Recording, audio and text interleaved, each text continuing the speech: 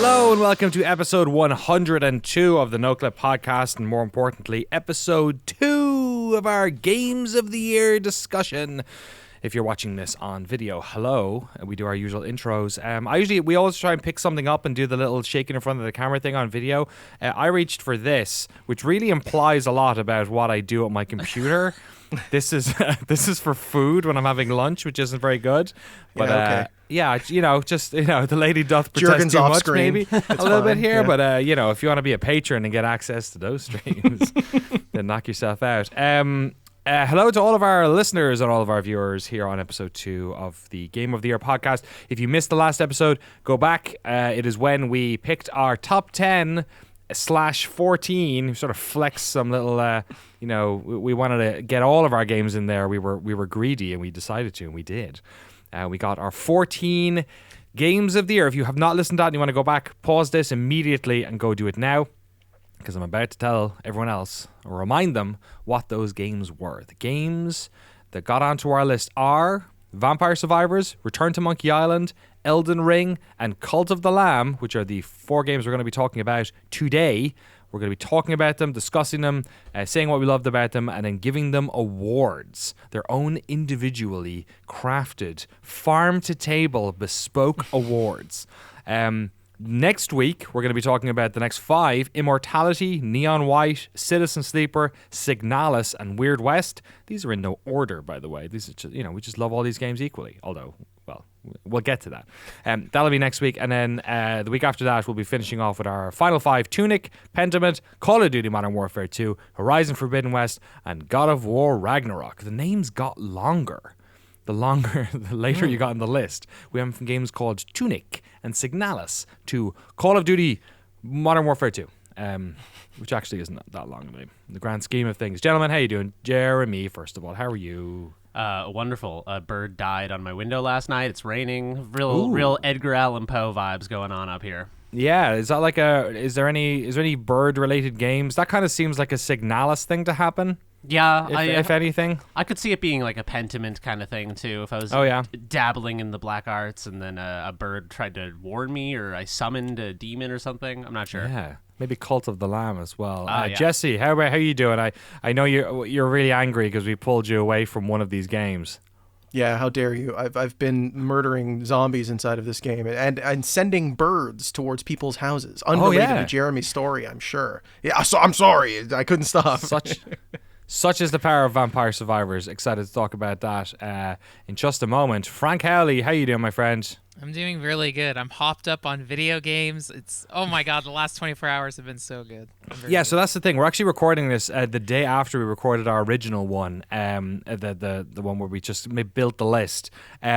Because I'm going to be away next week recording Dwarf Fortress stuff, which is a game coming out this year technically, so who knows? Maybe that and Callisto Protocol and Marvel Midnight Suns squeeze on in last second. But how was anyone playing any games in the past 24 hours? I spent a combined maybe like 8 hours playing Elden Ring and Cult of the Lamb, just resharpening myself, because those were games that came out earlier in the year. Well, Cult of the Lamb was a summer game, but I wanted to refresh, and now I got into such a good flow state with Cult of the Lamb, so I'm very primed and ready to chat. Okay, we're good. Jesse's played Vampire Survivors, obviously, and then the other one we're talking about this week is Return to Monkey Island, which am I the only one who's played that? I played the first 5 minutes of it. Okay, cool. That's all I did. You got the gist then. I like it. Yeah, exactly. I know I could talk to you about it for sure. Yeah. Okay, so I guess what should we start with? Has everyone played Vampire Survivors? Yeah, to some degree. Okay, let's start with Vampire Survivors then, because that is such a weird ass game to be in the conversation for a Game of the Year a nomination or award or whatever it is. So Vampire Survivors, people who don't know, is a very minimalist, top-down, what do we call this? It's not a twin-stick shooter. It's not an idle game. You control a character, but all of their actions, their combat actions, are done automatically. You kill zombies and you pick up little gems when you kill them, and those help you to level up. And every time you level up, you add a new weapon to your repertoire, another sort of auto weapon, as it were. And then your job is basically to avoid the zombies or whatever the hell bad monsters are attacking your vampire. I think they're all vampires. I don't know if it's confusing if you're a vampire, if the baddies are vampire. There's garlic involved. I don't know what's happening. Jesse, you played it most recently. Why is Vampire Survivors a good game? For a lot of reasons. I think the big one, though, it goes to what I was saying yesterday about stack lands and slice and dice, or in the last podcast episode if you're listening and not currently recording it with us.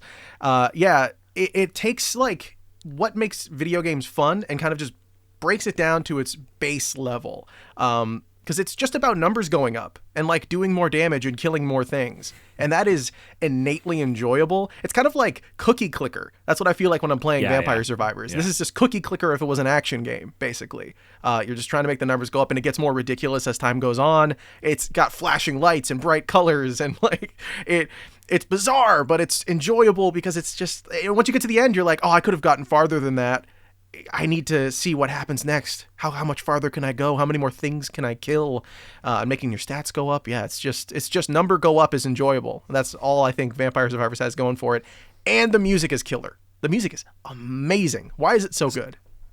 Okay, that's interesting because I feel like the numbers going up thing is definitely like part of the equation. But I think the reason why like this stands out to me as opposed to like, I don't know, I've not played Marvel Snap or like games like, I don't know, like you said, Cookie Clicker, idle games, Peggle, any game that's just doing the sort of Skinner box, make you feel good thing, is that the weapons in this game, the like combat things that are available to you are all kind of weird and don't really work in like the way good weapons would work. Like you're sort of forced to upgrade and move your character in very...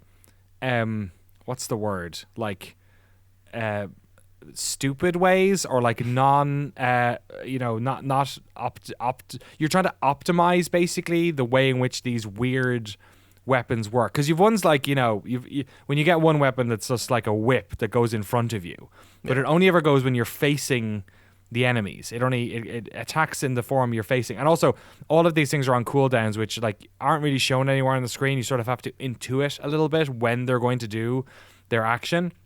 And the whip only whips in front of you on the first level. You can eventually get it to whip in both ways. And it creates this like sort of counter, this sort of strategy that feels wrong, where you have to be facing the zombies you're attacking, but of course you're always running away from them. So you're forced to like do this thing where you're like turn around to get it to hit. And the same with like the pigeons that sort of fire in this arc, which seems to make no sense, and you sort of have to move your little fucker around so that it like attacks the zombies that are attacking from that side of the screen. I think that's like the thing that is sort of the moment by moment that is satisfying. That and like, when you throw out the holy water, it sort of like lands in random places. Like you've no control over where it decision goes, to make. Yeah, control over any of that sort of stuff. And I think that's kind of neat. And obviously then it becomes like texture porn or pixel porn at a certain point where you're just fighting outlandish waves of these fucking things and like milling through them like a pig through warm strawberries. Frank, what is your feeling on Vampire Survivors? Yeah, it feels like the best arcade game made this year, in the sense of like old traditional arcade games, like even like Konami beat 'em ups, or like the old like Robotron shooters, or like Gauntlet.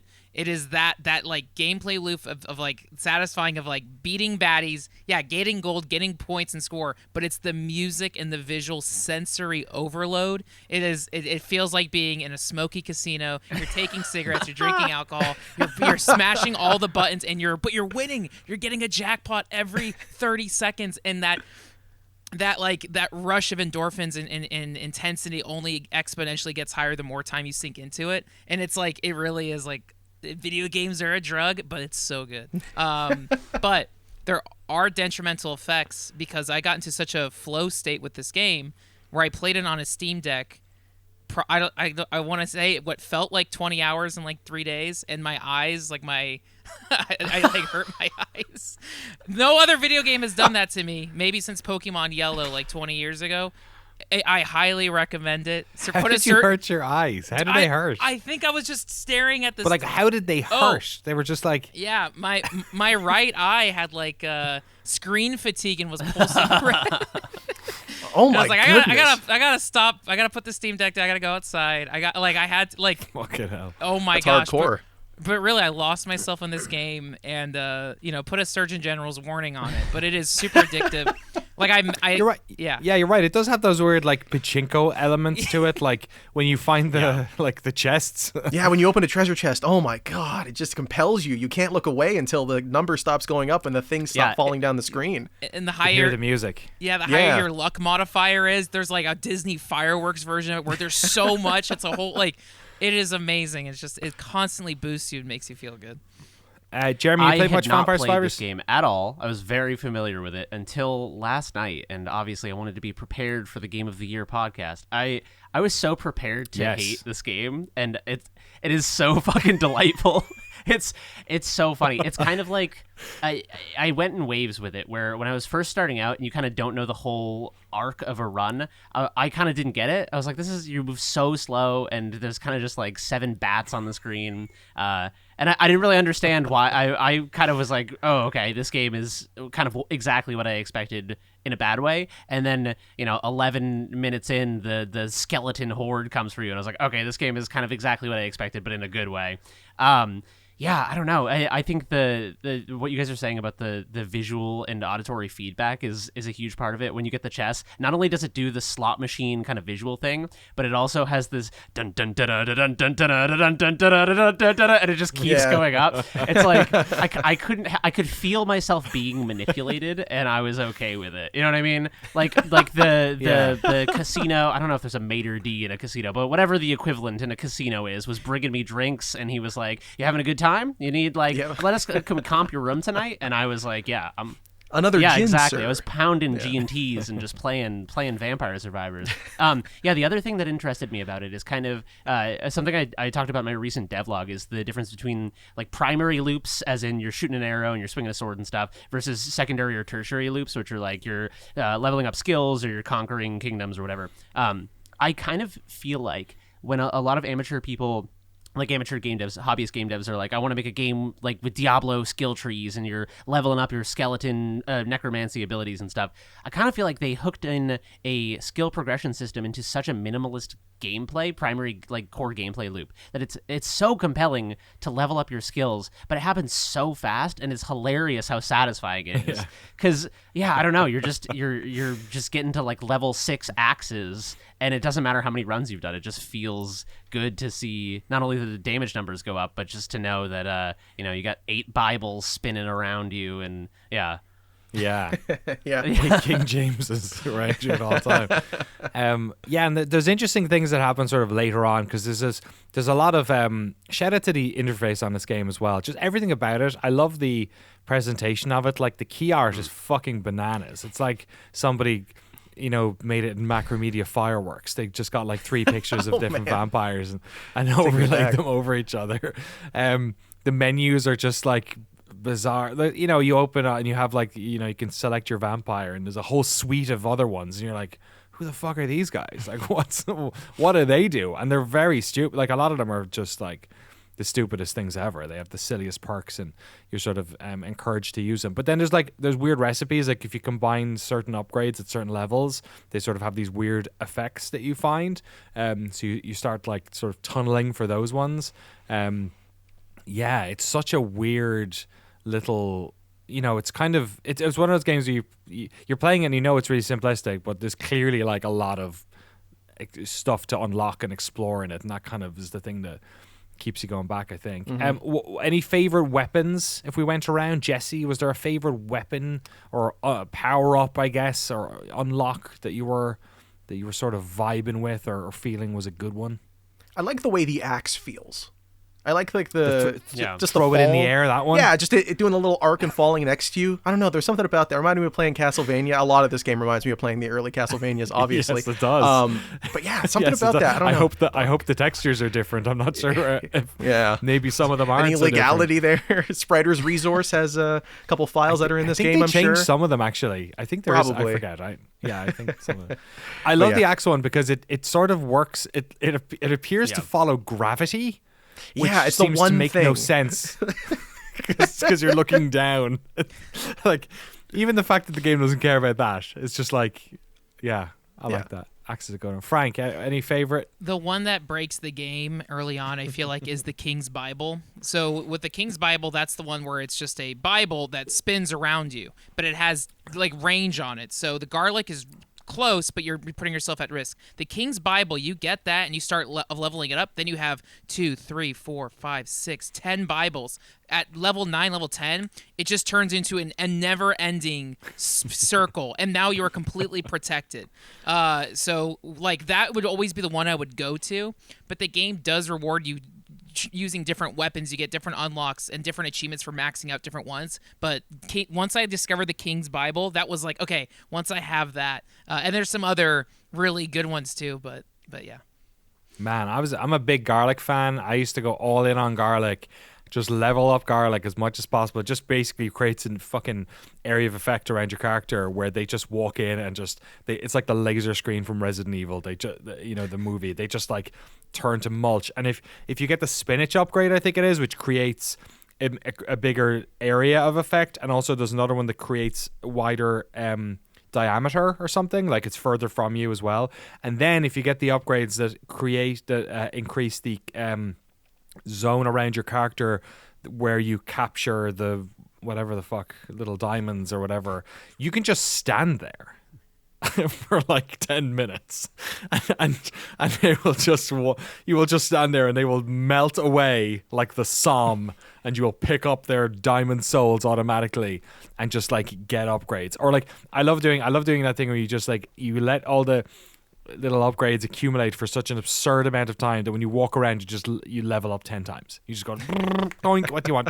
Doink, doink, and it's like absolutely ridiculous. Jeremy, anyone stand out to you? I'm a Bible boy. I had a friend watching me play this game, and I was joking around, pretending to be a Bible salesman, and that I was bringing Bibles to the many needy, godless heathens of this neighborhood. And Bibles are cool.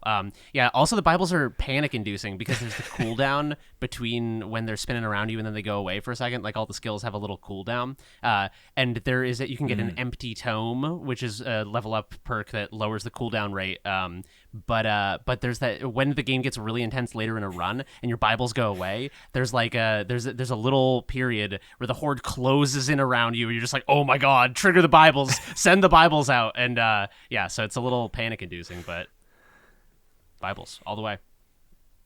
Send the Bibles out. Can we? So you're a Are you a vampire hunter? In the like, you can't be a vampire because right? if you're you've got to be a vampire. If you were a hunter. vampire, being in the garlic radius would harm you. Yeah. Right. You can't have all those Bibles. Yeah, I mean, you're not holding them. Presumably, you're throwing stakes out. Stakes, STAKES. Not. They should make it regular stakes though. That'd be good. That would work. Maybe the undead. I'm not sure how they like it. Probably rare. Okay, Vampire Survivors. So I guess I think the way we'll do this is we'll go to each game and we'll in the end we'll figure out what the awards are we want to give to each of these games. But just let's get some thoughts going. Is there any awards for Vampire Survivors? Anything that stands out as a sort of something it's doing, like best cheap game? It is like. That sounds like it should be mentioned. Yeah, you're right. It should be mentioned that this game I think was being sold for $2 or $3 for the longest time. It has now gone up to the insane levels of inflation we're seeing all across this world to $5 for this game. It's all Joe Biden. Yeah, that's why it's $5. Exactly. It's all Sleepy Joe Biden. I'm gonna put one of those Joe Biden stickers that people put on gas Brandon. pumps. Put it on the Steam store page. I did this. And he's pointing at the price. That's a great idea. For me, with Vampire Survivors, like the reason I think I also really enjoyed it is that was also my first Steam Deck game. So for me, it feels like a console pack-in or like system seller or like I don't know the best Steam Deck game. Like I know I think Steam Deck game is good. That's how I feel because that is a game where I could really recommend. Hey, if you have a Steam Deck and you're looking for something to play, with Vampire Survivors is so cheap. It's basically a pack-in game, but it's like really like that game was made for Steam Deck. It's perfect because sessions can be maybe 10 minutes. You can do like 30-minute sessions, but like I really enjoyed having the luxury of like treating myself to the Steam Deck, lying on the couch and playing Vampire Survivors endlessly, and just really enjoying it. And again, I think there's also something with like having it on that portable scale does remind me of like, you know, bringing my Game Boy Color everywhere or DS or whatever, like, because I played Castlevania on the DS and things like that, and like our Game Boy Advance, and I don't know, there's something about having that like immediate attention to a video game screen in front of you, whereas otherwise when I'm playing games on console or even PC, I'm so distracted. But Vampire Survivors is so like overwhelmingly stimulating that it's like I can focus and then being comfy at the same time. But something about the Steam Deck heightened it. The absurdity of spending like I don't know $750, $800 on a Steam Deck, and the game that justifies it is this fucking this like lo-fi $3. That's gaming though, man. God. People spend $2,000 on PCs to play Minecraft, right? Like, come on. That's true. What if you called it best Steam Deck justifier? That's good. Yeah, and like that. alternative pitches are like something about doing the most with the least. Or I was thinking, it's playing this game is like. It's a hallucinatory experience. Towards I almost cleared a run. I was very close, even though I didn't play a ton. And towards the end of a run, it is just, I didn't even know what I was looking at. I felt like I was on ketamine. I was just like, I was dissociating from my body. What do we call it? Best K-hole? Best K-hole. Best game to K-hole too. We've got best Steam Deck justifier, most with least, and best most K-hole. Best K-hole or like simulator. most dissociative or like most dissociative. Oh, best eye strain inducer. Most dangerous game. Surgeons General. Give it the Joe Surgeon Camel General's honorary most like a cigarette award. Yeah. All right, we'll come back to you, Vampire Survivors, when we're giving out the awards. Shall we talk about the elephant in the room? But it's kind of like a fucked up elephant that's got like 2 heads and 4 legs, and if you kill it with the right dagger, it fucking drops a fucking skull of an angel, and if you use that angel with the right fucking skeleton, then whatever. Elden Ring. Shall we talk about Elden Ring? I thought that was a Monkey Island bit. Oh, you're thinking Monkey Island. No, it could have been Cult of the Lamb, I guess, as well. Elden Ring. It came out earlier this year. It was basically sort of like the easy run-in game of the year, assumed game of the year when it came out, and got loads of 10s, and people seem to really love it. And I think we've all spent a lot of time playing it over the past year or so. Elden Ring. It's a super game. Who wants to talk about Elden Ring? I will step up and talk about Elden Ring. Elden Ring is one of the best adventures I've ever had in a video game. There is something about the sense of, not only the sense of scale, the giantness of the world, and not only the openness, because a lot of people were comparing this to Breath of the Wild, and I do think that's kind of an accurate comparison, but the ways in which it's different are, it felt like every nook and cranny of this world was consequential in some way. They found some way to not only make every little corner feel kind of curated and tailored, but also meaningful in a way where you see a bunch of fire mages roaming around a hillside, you kill them, there's a camp nearby with more fire mages, and then you kill them all and get a cool-ass fire spell that you're stealing from them. And it feels like not only is there this massive world to explore, but every little bit of it feels just lived in is kind of the wrong word, because it's not like you're going around talking to a million NPCs or something, but it feels like I buy it. I was immersed. I felt like I was actually doing an adventure, and this world was hostile and full of secrets and mystery, and it would reward my curiosity. And it's an incredibly grand game. Any love, gents? For me, one half of it, it's clearly the next Souls game, from software. We can talk about that. But the one thing, speaking to Jeremy's love for adventure, is it feels like playing like original World of Warcraft, like vanilla World of Warcraft. That sense of overwhelming like joy and eagerness for discovery when you enter a new zone and the color palette, everything is completely different. There's so much stuff to discover. But there's a line where it's like, I'm eager to look stuff up online, but yesterday when I was exploring the map, I was finding so many new little secrets and areas, and it also feels like every quest is an elite quest in which I need to get my friends' help with. But yeah, it's kind of miraculous to have such a massive Dark Souls game. I'm not a huge fan of like how kind of overwhelming the map is, but at the same time, I kind of am so impressed by it. Every time you push the map out further and further and further, and I think I'm 50 hours in this game, and I think I only even have like half of all the bosses down, so there's so much to uncover. But the other thing I also love about it is how beautiful and fucked up all the art and character designs are, like the monsters, and like it is that clash of you'll have this giant beautiful golden tree going up to the heavens, and then a decomposing dog and bats try to kill you in the same breath, and it's like it's like a beautiful nightmare. It's beautiful. Beautiful nightmare. I like that. That's a good way of putting it. That's how it kind of felt playing it. Yeah, I mean, I didn't have Elden Ring on my list of games, and I think it just largely has to do with me, one, not finishing it, and two, being a little burnt out on open world games this year. I played Dying Light 2 right before I played Elden Ring. That was maybe a bad way to do things. And then coming back to it, it's like there's no quest log, which isn't a complaint. It's more just an acknowledgement of the way that I play open world games. I kind of need that, or I forget what the hell I was doing.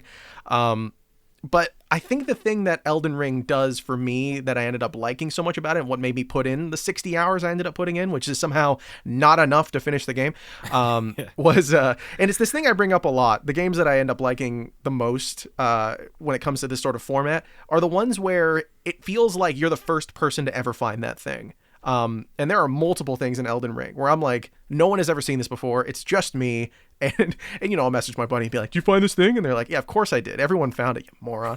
But there's like a little teleporter in this bush next to a river that like you can clearly everyone's found it. Obviously, you're all nodding. I don't think I have actually. Yeah. Oh, okay. Well, it just takes you to I don't know if I want to say it's a lake game area. We're in I think we're in spoiler territory at this stage. Yeah, for sure. Just awesome. Anyone who's listening to this, there is the potential to spoil these games, so there'll be time codes in the podcast description if you want to skip to the next game. But ultimately, we're sort of in open season here a little bit. All right. Well, so the teleporter takes you to Lindell, like really early. And it's one you can find at the second or third church, the teleporter. And it takes you there. And there's like a bridge and there's this huge boss fight you can do. And there's another one that takes you to the end of, what's it called? What's the red place? The fucking Lake of Rot or something? No, like right at the beginning. It's just to the right. It's like everything's red. Oh, sky.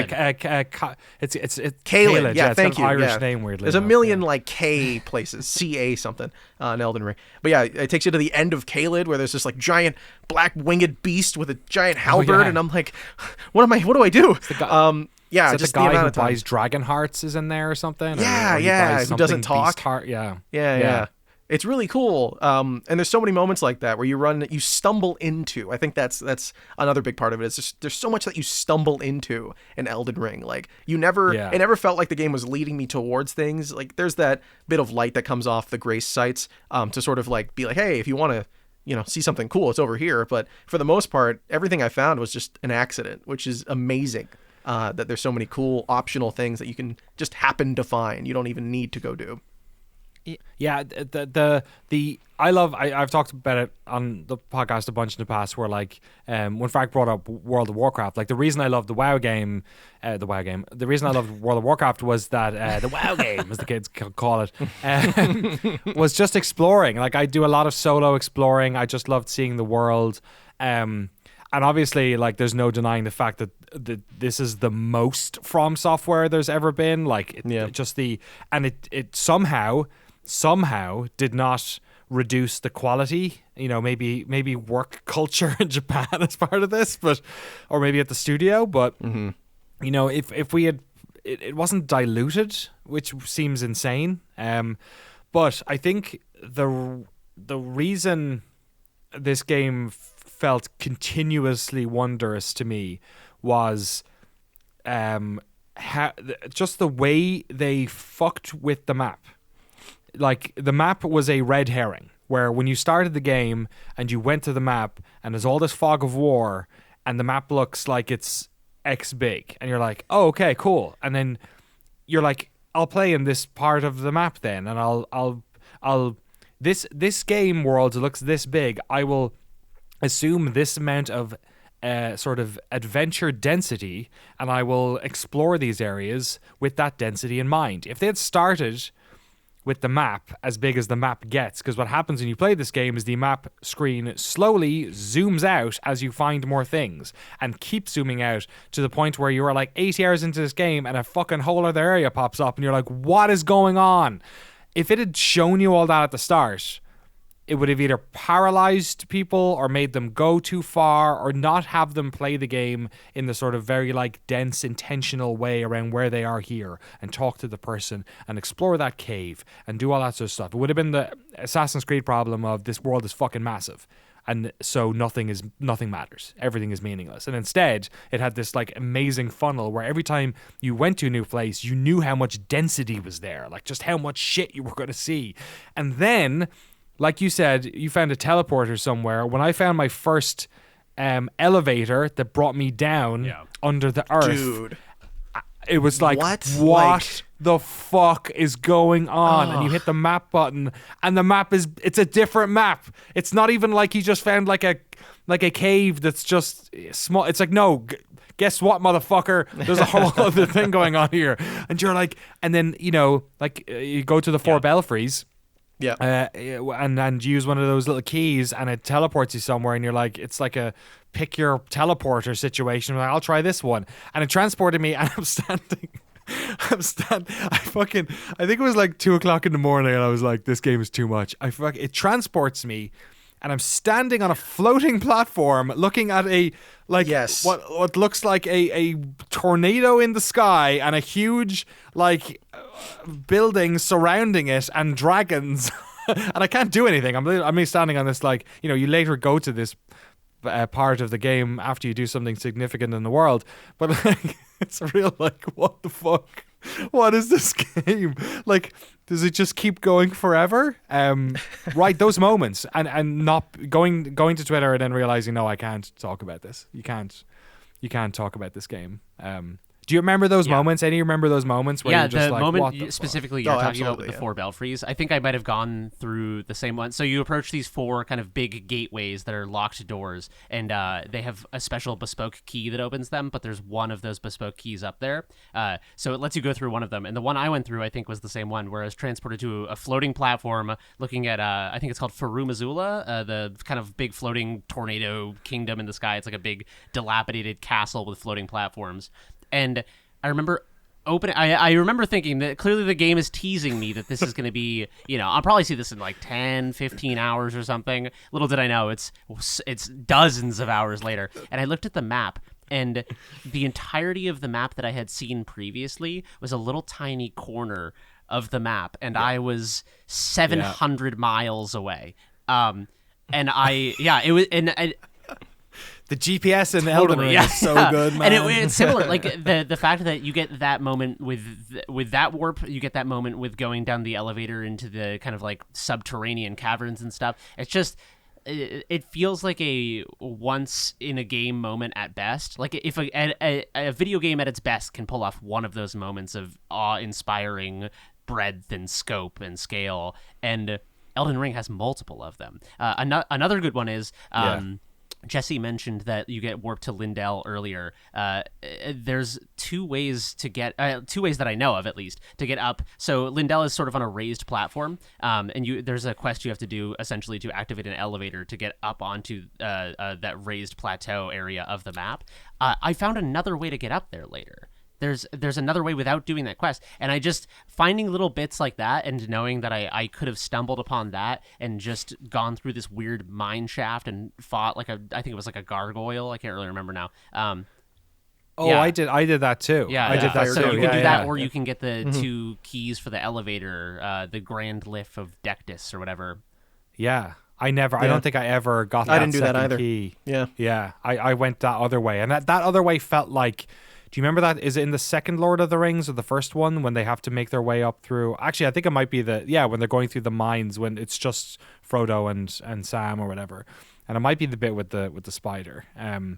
But it felt like that. It felt like I'm really not meant to be here. Like I'm not meant to be in a lot of this world, but I'm specifically really not meant to be here. And these guys are not happy that I'm walking all over their weird fucking planks to try and get you into these areas. Like it felt like it felt so claustrophobic in a game where I often did not feel very claustrophobic. It felt like Dark Souls-y in a way. You know what I mean? And that game often doesn't feel that way because you can't just run off and do something else. Yeah, that's a good point. That a lot of this game feels like you're wandering through these big, huge zones, and then you find something cool off to the side, like a cave or a castle or a fortress, and that feels like a sort of self-contained little, more traditional Dark Souls level. It's like being at a buffet, a Dark Souls buffet or something, or you're just going around and you're getting a little of the General Gao's chicken, and then you're like, this is a little too spicy for me, so I'm gonna go to like somewhere else. I don't know. I loved this game so much. I don't know. I'm also a big From Software fan. Bloodborne is probably top 3 games of all time for me.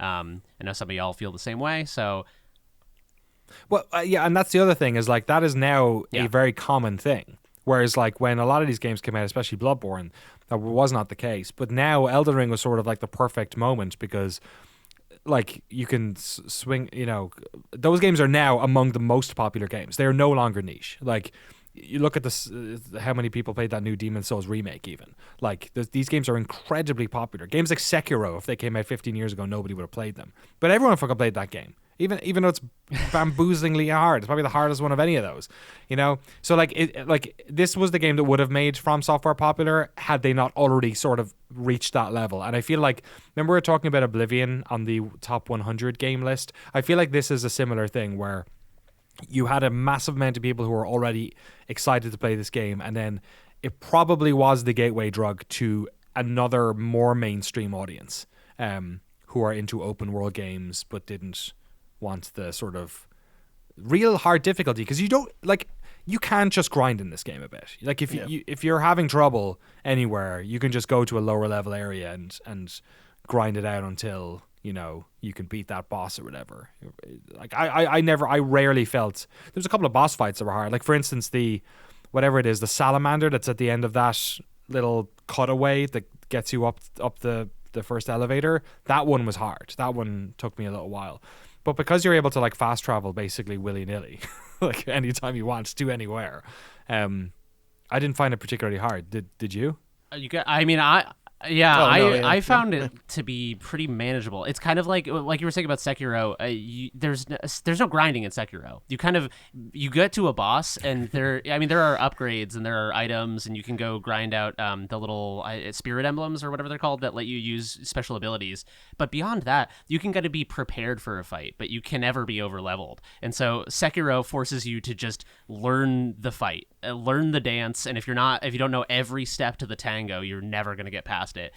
Elden Ring definitely lets you go walk away, and I think that's a huge part of the reason, to the credit of what you're saying, that people found it more accessible, is because you can just you can bounce off of things, and it never feels like failure to bounce off of things because there's so much to explore, there's so much to do, and it felt like at any given time there were 3, 4, 5, 10 things that I was excited to go explore. And so it's whatever your brain wants to do. It's the ultimate like player volition encouragement, where it's like, do you reach this boss and you're really committed and you want to just try and beat it? You want to do it 10 times and try to beat it? And then if that's not your style, because I feel like that's how a lot of people play Souls games, but then if you're not a Souls person, or that's just not how you play those games or whatever, you can just go ride your horse around and look at beautiful churches and like explore a golden field. Yeah, jump up mountains by using little fucking jump pads made of wind, and just any favorite areas or biomes? Or one of the things I loved about the world was that it looked like nobody in this world would get along with anyone else. Like, you know, when you go to like that city with what is it, the fucking school for all the magicians, like the fucking weird Hogwarts they have here, where they're all getting high on those crystals, like they just can't. The crystal mines are down below, and they have all those dudes piling away in the crystal mines, and then there's all these like aristocratic magicians fucking having arguments over how we should use the crystals and what crystals we should use. And then if you went to like, there's like a town that's like, you know, down the road that's like hidden underneath this like rock plateau, and that you're like, those people would hate those people, and like everyone just seems like they like there's stranger danger everywhere in this game. Like no one's meant to really go anywhere. It's not like a lot of open world games where like we're all just exploring the world together. You know what I mean? You go to a tribe on one end, you go to a tribe on the other end. It's like, it's not that big a deal. There was like boundaries here everywhere in this game. It felt like you were always not meant to be there. Like, and everyone kind of was, and all that sort of stuff. Was there any areas, biomes, or like places or bosses or anything? For me, my favorite was definitely, I call it the Berserk Zone, but for me, Caelid, the blood red, like, you know, for me, that experience was, the way you even get to that zone the first time, I think, is like you open up a treasure chest, and then you get sucked in. You wake up in a cave, which is terrifying. I felt underleveled, so I tried to sprint out of the cave, and then I show up in this like disgusting lake. I get on my horse. I try to get out of there. I'm chased by all these wizards and dogs, and then I see the giant red berserk skeleton field of all these carcasses, and I was on my horse for like what felt like 5 minutes just trying to escape, and then it becomes that panic thing where you're running, you don't even remember why, and and I remember that moment, I think, was like the peak of that game for me, of just discovering like, I can't believe how big the map is. And then I farmed in that Berserk Zone for a while, just having fun with it, because I also loved, like, that was the first area that had those giant demon dogs. But then there's also these soldiers who are at war with the demon dogs. So there's this massive battlefield where you could just scoop up XP and kill everybody. And like, that was so much fun. So like that blood red Caelid is, I think, my favorite. I don't think that's how I got there first. I think I like got there a different, like I walked to the end of one of the areas. There's like a crazy bridge you have to get over that has like a bunch of like archers or something. I remember that I had to like do some trickery to get past or something like that.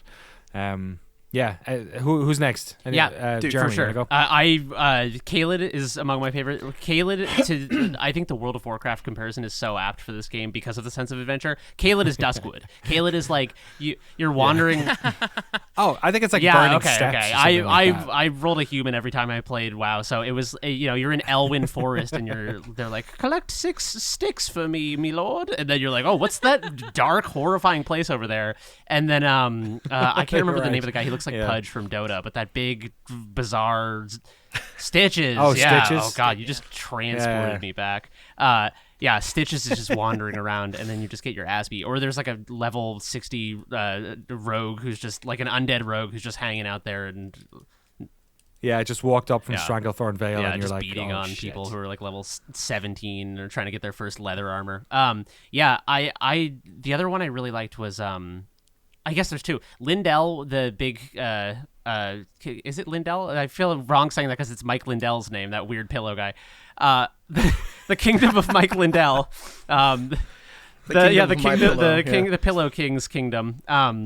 Lindell, the grandeur of it. I really like a lot of the sort of medieval castle-inspired levels in other Souls games, and I think that just it felt huge. It felt like an entire Souls game.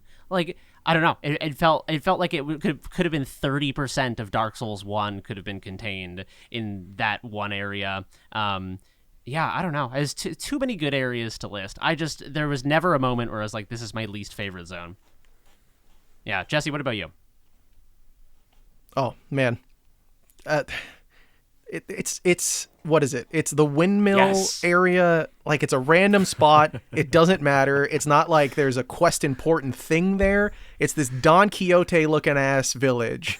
And you walk in, there's windmills, there's these people dancing in circles, and they have like masks on, and they got like the flower hair. They look like something out of Midsummer. It's amazing. It is such a good little sequence, and again, it doesn't matter. Like, it's one of those things that you're just walking around. You're like, this area over here hasn't been filled in on my map yet. I don't know what's going on. I'm gonna go look, and you get there, and it is the weirdest thing. And then it has such a dope boss fight at the end, and you get the Godskin peeler, and you're like, if you're playing Dex, you're like, I'm just using this until the game's over. This is amazing. Is that the guy who kind of looks like a mummy or something? Skin. Yeah, it looks like you're fighting Moon Knight. Moon Knight.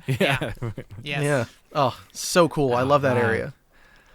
God, yeah. There's so many little the different types of like I don't know what you call them, activities, I guess, like the caves that you go into, and you have to get all those little white flowers when you grow down there, and you unlock stuff. There's the weird like sort of jump map areas that where they have those big fucking, they're like puzzle rooms or something, where they have the big the wheel things you have to avoid. The catacombs. They do a lot. The catacombs. Yeah, they do a lot of weird stuff with those. There's all like the gamified towers that are either hard to get into or invisible or whatever until you do something. They kind of give you like little poems and things for you to figure them out, or there's a couple of map quests where they're like, go to this place and do this thing, or there's I managed to in the capital. Once I got to the capital, I was like, fuck off. Like, this whole I've just played this entire game, and it's like going, and you're kind of going up higher and everything, and you're like, oh, they're eventually going to run out of ideas of places to go. And then you go in, and it's just this most opulent gold. It's like a whole Bloodborne level, like, there. Yeah. Is that what you were talking about, Jeremy? It's the kingdom of You Mike were talking Lindell. about there, yeah. That whole Michael Lindell. Yeah, Lindell is insane. But I think my favorite area is it Siofra River? Yeah. Well, Right, yeah. Siofra, how I'd say it in Irish, and Caelid as well. A lot of these, like a lot of the names in this thing use like Irish vowel and consonant combinations that are very common in Irish, in Gaelic, I guess, that aren't in English, and some of them like translate weirdly as well.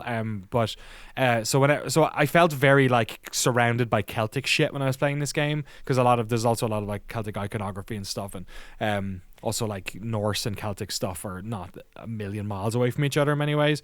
A lot of Anglo-Norman shit, obviously, because there's all the lads with shields and swords and all that sort of stuff. But that area down there, what is that instrument? They're like, there's like, it's like a weird oboe or something. The fucking music down there is absolutely haunting. It's just so strange. It's like ethereal, and then there's like these little oboe strikes every once in a while. It's always on edge down there, and it has the vibe of that Outer Wilds DLC. You know what I mean? Ooh, it does. Have you guys played that Outer Wilds? Did we talk about that? That wasn't this year, right? I haven't completed it yet. Year. No, that was last year, because you wanted it to be Game of the Year last year, but you couldn't because it was DLC. Yes. Yeah. Yeah, it was DLC. Yeah. That Outer Wilds DLC is like insane, but it's all like, a lot of it's like woody, but like horror-y kind of, and like tree stuff and weird creatures, and that's the vibe I got off this. It was like, it's like moonlit forest. And just, the star sky, everything about it was just very like Outer Wildsy and spooky. I think that might be my favorite area. I was going through the Lake of Rot once with my daughter was hanging out with me, and I was like, yes, what's this place? And she there was a point where she would come up to me and say, show me something weird in Elden Ring. That was like, she's only like, this is when she was like 3. She wasn't even 4 yet. She just liked seeing something new and weird in Elden Ring. Like, go to a new area. And I was like, okay, how about this? We're in the Lake of Rot, which is like the huge lake. I love the Lake of Rot. Yeah, she loved it. Yeah, that's my favorite place. Until that motherfucker came out of the Rot, which I did not know about. I was walking across the Lake of Rot, taking my whatever the herb is that stops the rot from going away, and then this fucking dude comes out of the thing, and she's like, what? And I'm like, oh, it's okay, we're just gonna run away from him and like attack him and stuff. And she was like, I don't like the Lake of Rot. So we stopped at Lake of Rot. I don't think I killed that boss that's at the end of all that weird like Star Child fucking Spider-Man. Did you ever kill that guy? I did not do. I missed that area entirely. It's the only part of the game I didn't see was Lake of Rot. But there is another. You know how there's some like I hesitate to call them reskins, but sometimes you see the same boss and it's like, oh, that's my brother Kevin. Right. Yeah, there's a lot I of fought that, yeah. like another version of. He didn't that guy. graduate. Yeah, exactly. I to the credit of like the underground stuff being incredible. I also think it's like the minotaurs in Siofra are so sort of ethereal and like you feel like you're fighting mythological figures or like Gods constellations or come to life or something. But then right next door, Yeah. there's just a hole full of ants, and it's so fucking funny because it's like. Yeah, like sometimes in this game you're like, I'm going to like slay the giant of fire and be the greatest there ever was. And then it's like, oh fuck, we got ants, man. We got ants everywhere. And some of the ants are like chill. Yeah. Like you learn to know which ones are the aggro ants. You know what I mean? Yeah, the ants. God, yeah, that whole area where you fight the big giant guy as well. Like I'm not sure how far you got. There's like two parts of Siofra River that you like basically connect up via basically getting in like a coffin and going down the river. Dude, it's very like River Styxy. That blew my mind. Yeah, that was so oh cool. man. Oh. Elden Because you Ring. fight those big like halberd goblins or whatever the hell, right? Oh yeah. There's two of them you have to fight. Yeah, which is an awful fight. I hated that fight. It's a great just fight. man-eater all over again. It was like man-eater all over again. Where like this is impossible. This thing can fly and jumps away, and then you have to kill it in like 60 seconds unless it's gonna get its buddy to help. Speaking of getting buddies to help, what about the boss fight in Caelid? What was it? Where you like it's Radon. right? Oh, Right. right. Yeah. Radon. Oh my god, yeah. Radon, yeah. Yeah, Where that's you're a great one. That was a cool fight. Who, by the way, is a massive man sitting on the world's tiniest horse. That's the best part of funny. lore in the whole game Perfect. is that Radon learned magic to levitate himself, so he could, as he grew giant, he could still ride his childhood horse. It's so funny. Yeah, Aw, I what a good to guy. this day one of my top 10 proudest moments of my life is before they nerfed Radon. I beat him. I guess they made him way easier at some point. Yeah. So, That was a joke. Okay. It was a yeah, joke of a fight, jokingly now it's kind of like, oh yeah, I mean, it's fine that you beat Radon, but you know, some of us beat Radon when he was hard, but it's cool, man. Some of us beat pre-patch Yeah, Radon, exactly. so no biggie. Oh my god. Yeah, I love the pot friend, whatever his name is. Yep. Pot friend. Yeah, his arc is very sweet as well. Yeah, God. Is there anything else to say? Any other things about Elden Ring that are Just rad? all of it. My favorite. Sorry, Frank. Go ahead.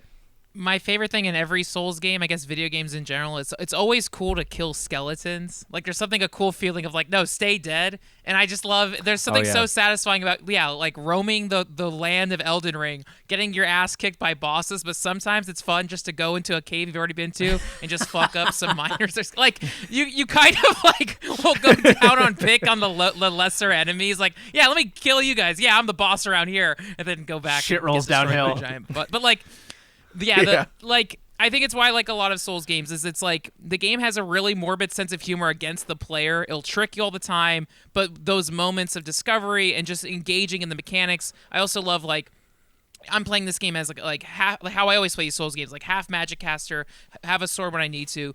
But I was thinking about like just the mechanics of this game. People can have so many different builds, so many different ways of cheesing bosses and getting through. And it's like literally why we could sit here endlessly and keep talking about it. And I think Elden Ring is that like I feel like the ceiling for that game is the highest of just the discovery and possibilities. And it is like an MMO where it's like I could see myself grinding so I can try all the weird dex levels or helping my friends or rolling a new character over and over again. Like, yeah, they successfully, I guess the hurdle of this game was, okay, so From Software is going to make an open world game. Well, even though the Dark Souls and other stuff, there's giant interconnectivity, but like big levels, but they're not open world as we call them. And like even giving you a horse, like it truly was like this is gonna be the biggest game yet, and they succeeded. I did not beat it yet, but I got back into it yesterday. I'm like, now I have a list of bosses I want to fight. So to me, it's a success. It's not my favorite Souls game, but it's still like just to get this thing after they promised it, and I think they succeeded, and I think that's why it's remarkable.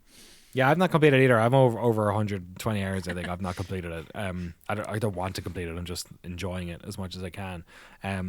Yeah, I think the fact that it is like as broad as it is and still has some people saying it's their favorite, because like the other games are so.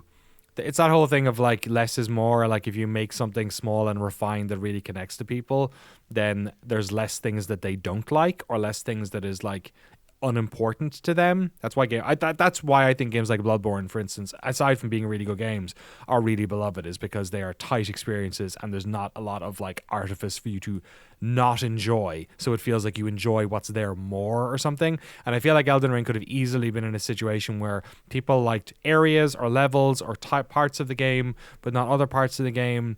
And it's kind of miraculous that they managed to make a game that actually a lot of people seem to like a lot of, which I think is pretty cool.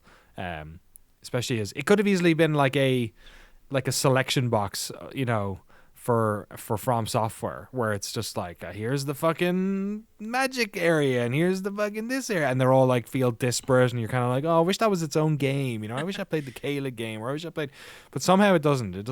Not that doesn't happen either. It just kind of feels like it is connected, even though they're all so weird and different. Elden Ring. What is the thing? What is the awards that Elden Ring would get if we were to give it one award? Most game. Yeah. Yeah. Yeah, my thought was like biggest game that you don't get tired of. Like honestly, where it's like, to me, like it's always going to be there and I can always open it up, but I do something that speaks to its vastness. Yeah. I was thinking best adventure, but that's a little too vanilla. We need to like dress it up a little bit. Yeah, that's too game Yeah, awardsy. exactly. You got to make it fancy. But I hear what you're saying. It's Yeah. on the right way. Yeah, best adventure. Yeah. Most wondrous or something. Ooh, yeah. Fanciful. You got to use fun words like that. Exactly. Yeah, I'm trying to think of like Tolkien type, like how would you describe Lord of the Rings? Like it is something where it is like, I don't want to say epic, but like it is truly grand in its scale and its most awe-inducing. Yeah. Mm-hmm. Yeah. Awe-inducing is true. Like every time Most boss fight, awe. most awe. Most awesome. Most awesome. It's Most times my mouth was it's wide a most open. awesome game. Yeah. Yeah. Yeah. It's most Most awesome, awesome. Guess dude. Elden Ring. It's Sam Demon's high school football rules. Most If we got most all written on like a WWE style belt Yeah. and sent us to Yeah, Farm hell yeah. Software, that Most would be quite excellent. funny. Most There you excellent. go, yeah. Most excellent. Tony Hawk's Pro Skater is not here this week. Okay, we'll come back to that. We'll come back to Elden Ring. I'll let you guys vote on what we do next. Should we do Cult of the Lamb, or should I just get Monkey Island out of the way? What do you guys think? I want to hear your Monkey Island takes. Yeah. Yeah. Okay, return to Monkey Island, the long-awaited Ron Gilbert sequel to Monkey Island 2, I guess you could say. Sort of like a soft reboot in some ways, it kind of looked like, but actually this game it feels like a bona fide sequel to Monkey Island 2. I talked about it a bit on the podcast yesterday, the last week's episode, about how, just in terms of its mechanics, in terms of its the areas you go to all the right places. It's very much like, hey, remember this guy, remember that girl, remember this place. Like you go back to the Scum Bar, you go meet the men of the pirate masters. There's a whole new set of pirate masters that are into this new cool type of piracy that think that all the old pirates are idiots and they're into their magic pirate stuff. It's very much like, oh, you're coming back to this place you remember, but also you're fucking old now, dude. And Guybrush has kids with Elaine, is sort of like the framing device of the game, and he's telling his son and another kid how the stories of the past, and it's going back and forth. It's like a vignette of him finding what the secret of Monkey Island is. But it's so expertly written. It's dealing with themes of time passing. It's dealing with themes of how we reference things like nostalgia, or how we feel about games, or art that we return to. How can you return to art, as an older person? All this sort of stuff. It's a very it's impossible to play this game without the 20 years between, or 25 years, or whatever it is, between Monkey Island 2 and this game. The heyday of the series and this is a character within the story, and it's beautiful. Somebody could go play Monkey Island 1 and 2 now and play this, and they would not get the feeling that I got and Monkey Island fans got playing this game, having had that 20 something years in the middle where we've grown up and turned into adults. And in my case, I also have children, and I have a wife, and I'm a different person, and the world is different, and I'm not the adventuring pirate heading out into the big world anymore, like we all were when we played that game, where the world is different now, and the things we were angry about before we're not really angry about anymore, and the people we met along the way who seemed, you know, somewhat important actually were really important to us, and the few of them that we held on to for those years who were friends are like fucking treasures to us. It's like it's such a story about getting old and the world moving and what was important to you and all that sort of stuff. But the ending of this fucking game, and I'm just gonna talk about the ending of the game now, so if you don't want to hear this, skip ahead 10 minutes or something. The ending of this game is just like absolutely, like, was just beautiful. There is a whole thing about what the secret of Monkey Island is. What's the secret of Monkey Island? I talked about it last week of like, it's like the suitcase in Pulp Fiction or something. It was kind of never actually, he never got it. The joke was he never got the, you know, the secret of Monkey Island. The first game ends and you destroy LeChuck and it ends with fireworks, and you're like, you probably forgot that you were supposed to be searching for the secret of Monkey Island in the first place. And Curse was kind of its own thing as well. And then this one's about he's going to get the secret. I'm going to do it this time. I'm going to get the secret. I'm going to get this whole group of people on this boat, and we're going to go do it. And it's like, it's replicating what happened in the old games so much and all this sort of stuff. And then you get to the secret part and you have to do like 3 things like a video game to do the thing and unlock the door and do that. And then there's like basically like the final puzzle of the game is essentially the fucking dial-up pirate almost from that you used to use to, like, it was the DRM for the first game, you know, where you had to like find what pirate would work so you could put the code in so you could play the game, so they knew you didn't have a copied version of it. It's basically kind of one of those.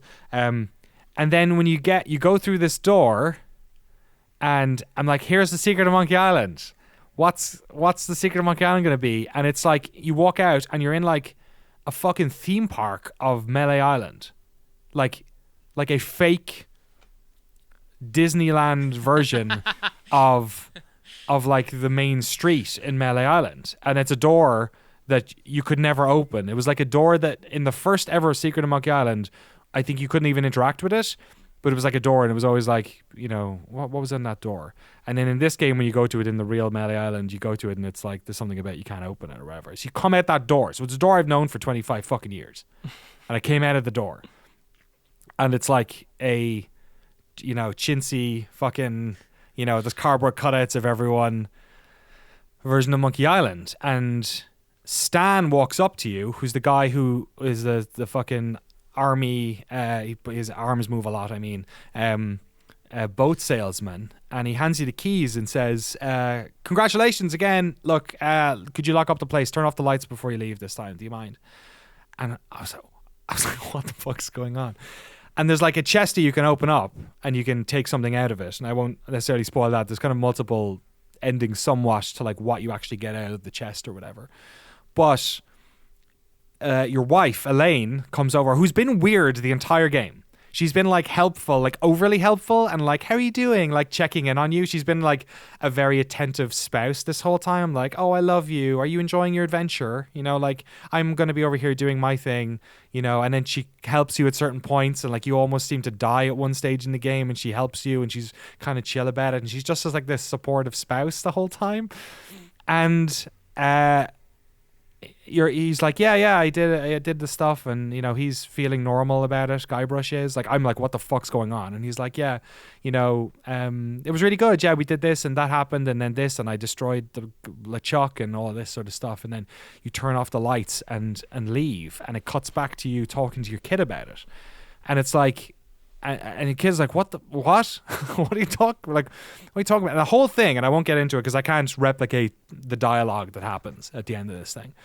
But the whole fucking thing is about like the adventures we go on, the people we spend time with, that the secret doesn't matter. The secret is completely irrelevant. Like the secret was a motivating factor or whatever, but it's about the fun we have playing these games and the stories we've told about these games and how important they were to us, and the people in our lives who support this, and the people in our lives who are like support our adventures, like the things that we decide to do with our lives, and the people who, you know, the goals that other people have and how they, you know, help or hinder or whatever or support you. And like Ron Gilbert's like wife is like a massive part of his like story that isn't told, right? Like she is part of the production team on those games. They've been with each other for a long time. He is like, you know, he's Grumpy Gamer on Twitter. Like the guy is kind of like a, you know, he's kind of like, I don't want to say a washed up developer or anything, but he's like a guy who made all these amazing games as a young man, and like plied his trade, and in many ways was trying to recapture what those games were kind of for a long time. And I bet Monkey Island was like a fucking millstone around his neck for the longest time when he's making games like The Cave or Timbleweed Park that never seemed to have the same sort of like oomph to them, you know what I mean? And this fucking game is just like this like beautiful message. Like not only did he nail it, he made himself and Dave Grossman and all these guys made the fucking an absolute game which 100% deserves to stand with Monkey Island 1 and 2. But they also managed to make a game about all of the fucking shit that goes into making these games and the amount of time that happened between them. And the part that fucking killed me is when you play the game and after you complete it and the credits roll, afterwards you get a like gallery. Like at the start of the game when you played it, there's like a sort of a little book you go through that fills you in on everything. And it adds like 4 pages to it, and it just 100% breaks the fourth wall and says, this is what the fucking thing was. This is what it's about. And it's about these gay, like, I can't even, people should go read that themselves and see it themselves. But I was in fucking tears. It was just like so sweet and beautiful. And, yeah, like I went into this imagining that they could do anything. And for the sake of nostalgia alone, I would love this game and be so grateful for it. But it connected with me as 36-year-old me in a way that those games connected with me as 8-year-old me in a way that like they wouldn't have the other way around. Like if I played Synchro Monkey Island now, when people do, it doesn't work anymore. I don't think it works anymore. And if I was a kid playing this, it wouldn't have struck me. But like in the place where I am now, where I am feeling a bit older, where I'm feeling like I'm coming up on, you know, a middle age, and I have a, you know, all the beautiful things, the nostalgia I feel for all the things that mattered to me in my youth, and I don't feel that way about a lot of new things, and having a kid and telling them and relating to them and creating things, working and creating things. It was just like absolutely, yeah, floored me. So that is my return to Monkey Island and why I think it should be on here. Beautifully put.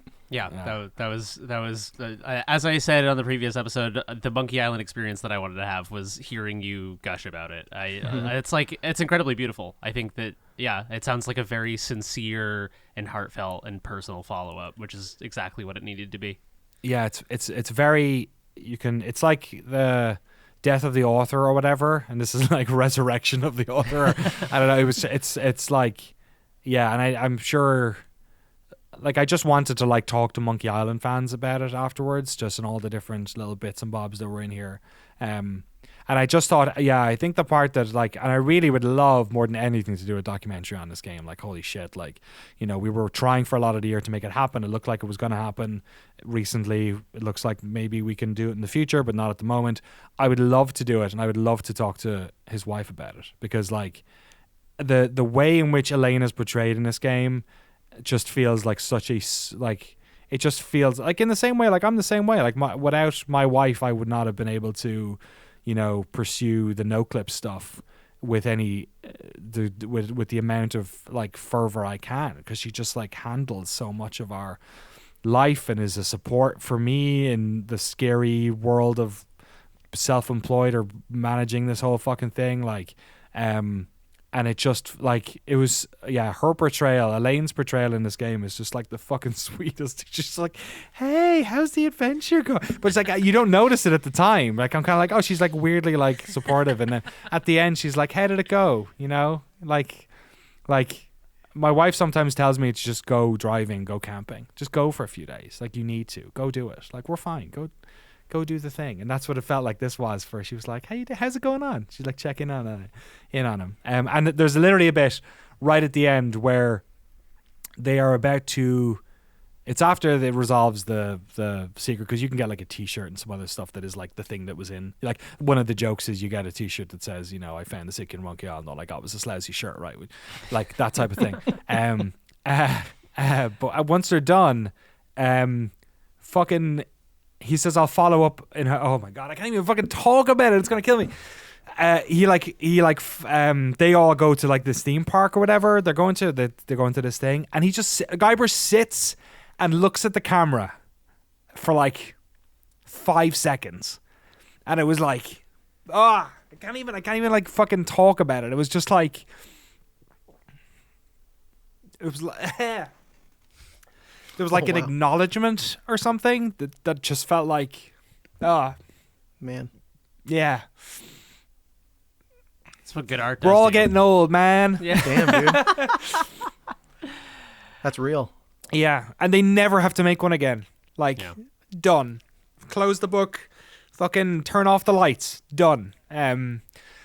So now they have to go make Data Tentacle or something like that instead. That's the plan. But yeah, it was just like in that moment, like just the looking. I don't even know if that was just reading into it or whatever. But it was such like a connection between Guybrush and the player that like he had gone through this adventure, and obviously like we as people and players had too. It was really powerful. So yeah. Anyway, that's one way to get your game on the top 10 is fucking cry about it. That's awesome, man. Thank you for sharing your experience. It's like no worries. I wasn't expecting that, but yeah.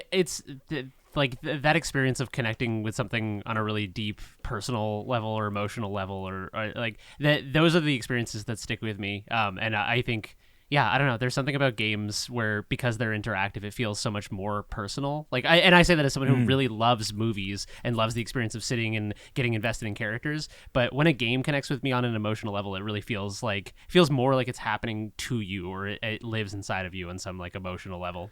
Yeah, and imagine having that sense and then stretching it over almost your entire life. Yeah, totally. Like that's what it felt like. The fucking elastic band was pulled for 20 something years, and then it fucking went, and I was just, it was really, it's very straight. The only other time I think I've ever gotten close to tears talking about a video game on the internet was the ending of Half-Life Alyx, which is a very, and I'm not going to spoil that here, but that is a very similar thing, where it's like the real life time that occurred was part of that feeling. You know, it's kind of like when your favorite, like, you know, I'm sure when like Star Wars fans, when Rise of the Skywalker came back, you know, something like that, where you're like, oh my God, they're getting the crew back together, like something kind of similar to that. But it has not happened in games that often, where you have narrative threads that get tied up years later, like that far. You know, you get Zelda comes back and stuff like that, but Half-Life Alyx's ending was just like fucking impossible, and the ending of this was impossible, where I'm like, not only did you answer a question that the people have been asking for years, but had you answered it then, it wouldn't have been as good as now, because you have this space in between those two moments. And in fact, the space between those two moments was part of the answer. And that's like, you can't plan that. It's a fixed job. It's triage. You know, it's narrative triage to your world.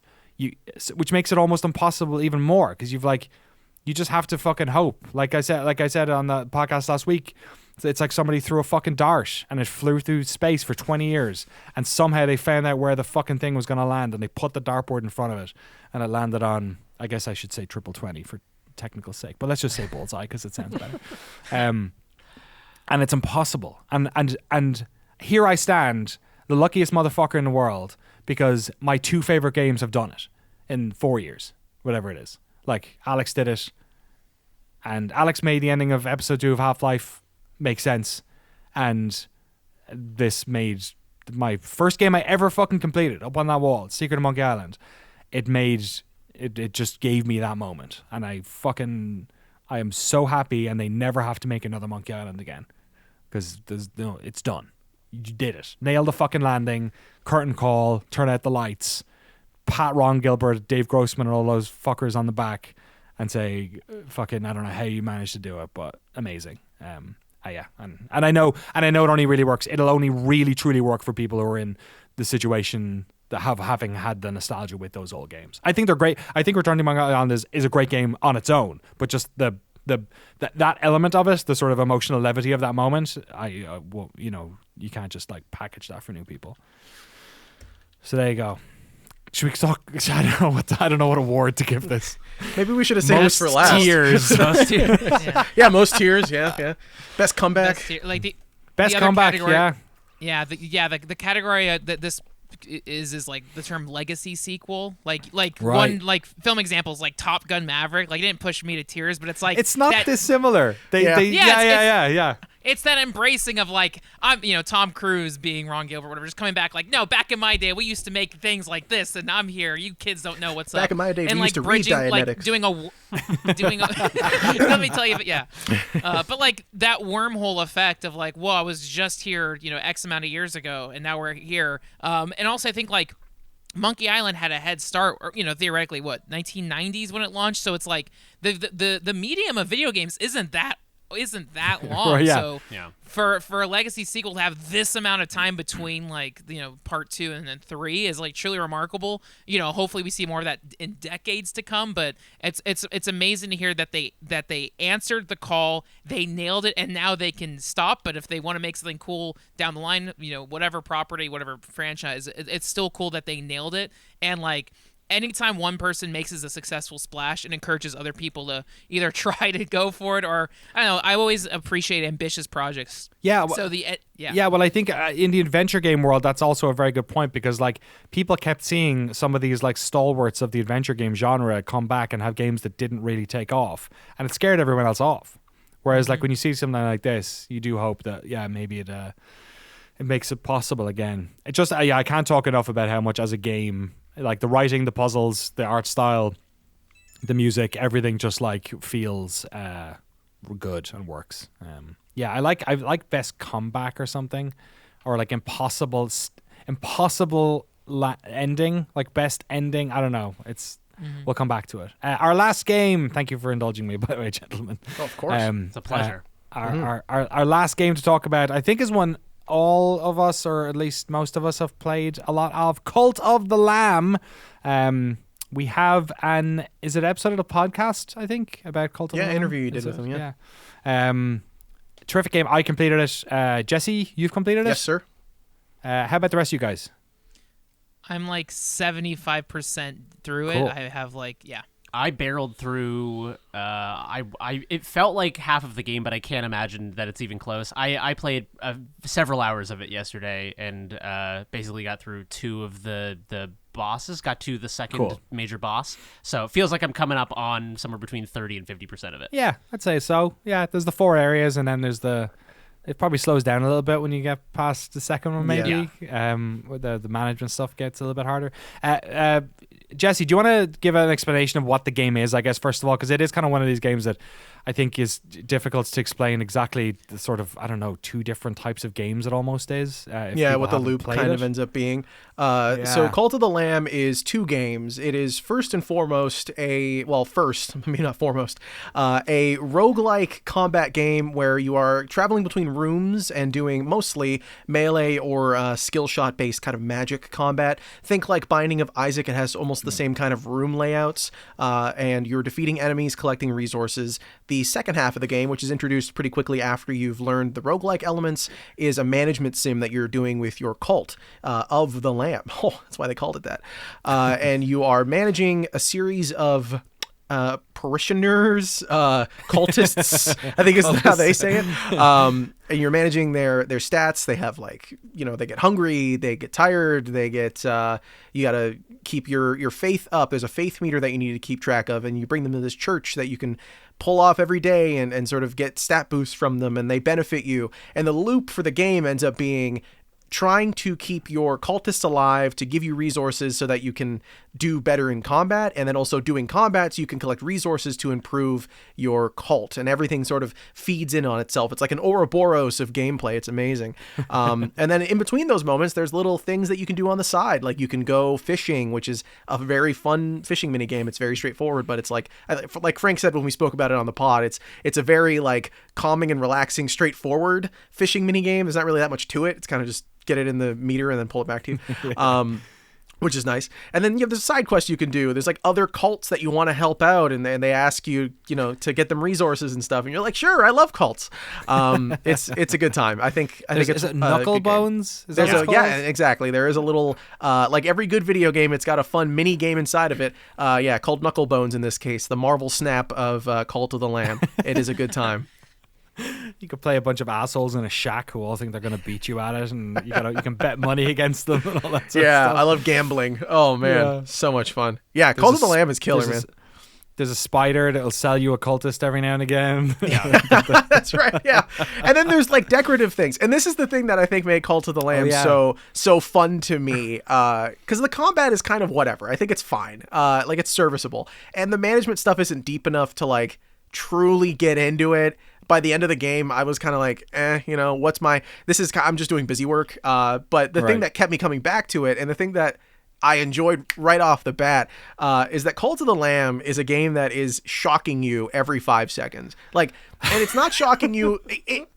If you are in my age group, or maybe a little older, maybe a little younger, maybe you remember a show called Happy Tree Friends. I have not thought about that in forever. Yeah. It was I heard about them from a Fall Out Boy music video, which is maybe the most 2005 thing I could ever say. But it was a show about these beautiful, cute little creatures. Beautiful is maybe a weird way of putting it. Cute little creatures having their fun little adventures, and then like they would die gruesome, horrible deaths. And I couldn't escape the same sort of feeling while playing Cult of the Lamb. Like you will be dealing with like a capybara that you collected to be one of your cultists. Like all the cultists are based on animals. You get like a tiger and like a cute bird. They've added a bunch of fun little animals to the game now. And then you get an upgrade for your cult, and not all of them are nice things. Like you can unlock an outhouse, you can unlock, a farm or whatever to keep them alive. But then you can also unlock a jail. Or you can like make propaganda speakers, so you just play your propaganda while you're out to keep your faith up, like messed up things. And you could just give them all fucking mushrooms so they don't sleep for like 3 days and pray nonstop. There's a bunch of rituals like that. You could sacrifice one of the people to keep your faith up, and then feed the bones and flesh of your follower that you murdered to the other followers, and if you get the right trait, it messes them up and like makes them better at the stuff that they do. It's insane. It's so messed up. Like one of the followers comes up to you and just says, "I've always wanted to eat poop." Could you just make like a dinner that's poop? Yes. Like what? Yes. I had the opposite, where one asked me, they were like, "Hey, like so and so, we like pranks. They like pranks. What if we fed them a bowl of shit?" And it's so I think that I feel like when I was reading through the Steam reviews, cause after I played a few hours of this, because I was curious what resonated with people the most about it, and it seems like this game had a very strong aesthetic vision that it pulled off incredibly well. Not only like there is a lot of game feel stuff. Every button you press, the screen zooms, and there's kind of like noises and like animation, sound design, sound, music. Unbelievable game feel on all of that stuff. But just the kind of like the spooky cute, I guess, is the only way to kind of put it, where it's like cutesy characters, but they're talking about consuming the flesh of each other, and like, I don't know. It just and I think Edmund McMillan is obviously a huge influence on this game, I'd say. Because he does kind of a similar thing. I definitely think his trends more towards grotesque and less towards cute, but there's always sort of a abiding cutesiness to all of his work, where there's like the blue baby and it's adorable, but it's like, oh, that's like a dead fetus. Yeah, it's asphyxiated fetus. You're like, oh, okay. Totally. But I just like the aesthetic of this game, and therefore the kind of the tone of it, the vibe, the like everything just felt like it was a delight to explore, because it also, is it Alex Hirsch who did Gravity Falls? I've never seen his shows, but the aesthetic of this felt very similar to that too. So this kind of felt like a Cartoon Network show that was allowed to be way more grotesque than a lot of the shows are. Do you remember when Cuphead came out and people were like, is this a TV show? I felt the same way about Cult of the Lamb. Just the singular and like well executed like aesthetic of this game, like super reduced color palette as well, so much red and black and white that like works and isn't like overly busy in the world. All the like animations, like you said, like the sound effects, like the sort of like ahs and more and all that like sort of weird like vocal distortion shit that happens when you like enter a menu or talk to somebody. It's also poppy and clean, and you can tell like these are a bunch of folks who plied their trail making Flash games and then went over and made a bunch of mobile stuff. Like you can feel it. It's like all there. And I think what this, in many ways, I think a lot of the sort of things that you could criticize about this game, and I would do the same, if I was to say like, what are elements of this game that maybe didn't attack me enough? I think they almost work in this game's favor. Like it's been designed with that in mind, where like the combat is very, it's kind of like Vampire Survivors, where you can be very, you can focus on it if you want, but you really don't have to. It's very like, go in, blah, blah, blah, blah, blah, blah, blah, blah, fuck them all up. All the cages pop up, the bones all collect into you. It's like next room, go, go, go, go, go. Keep going. And then the boss fights are maybe the only real intentional part of it. And to me, that and also the management stuff being like, the management is never one of the things that happens. Like, for instance, I've been playing some Dwarf Fortress recently, and one of the things that happens in that game and is like on the opposite end of the scale, and most strategy games or management games are kind of in the middle, which is that when something goes wrong, you usually have to figure out like 2 or 3 levels back what went wrong that made this thing happen downstream. And in the management on Cult of the Lamb, it's very what you see is what you get. Like you can see, oh, they're pissed off because there's shit everywhere. Because I can see the shit. I need to clean up the shit. Or they're hungry because there's no plants, and I can see that because the fucking plant thing is empty. Or I forgot to put up a scarecrow and now all the birds have eaten the plants. Or everyone's depressed. Why are they depressed? Oh, this dead guy. Nobody buried the dead guy. I need to wrap up the dead person and put them in, either bury them in a plot or put them in the weird thing that turns them into fertilizer, I think it is. Like, there's very little depth to both the combat and the management, and in a way, and I think like that works in its favor because it is such a vibe based experience. Like it's so easy to play that game and just do another run and collect some shit and go and feel rich. I feel rich in that game all the time. I feel like I have loads of items that I can sell and I can buy stuff and I can get seeds. You feel like a cult leader. Yeah, you feel powerful and like you're just like sacrificing these jerks. And by the end of the game, you've got so many of them, and you're just like, ha ha ha. Let's go into the bar. Let's go in and do another fucking prayer, and I'll get a bunch of your like the sound of like those bubbles popping of like, blah, blah, blah, blah, blah, blah, blah. Yeah, like the bar goes up like Vampire Survivor. Like it's such a vibe based experience, and I think if you don't vibe with it, then you ask the question, why don't I like this game? And you go, the combat's a bit, sort of one dimensional maybe, and also, and I actually do like some of like there's different weapons which definitely like I liked the different status effects the weapons have and how they force you to do the combat a slightly different way. Again, kind of like Vampire Survivors, where it's just like, oh, it's that weapon, I better use it this way, or this is one I can run in a bit more with, or these ones are fast and I can hack and slash a bit more.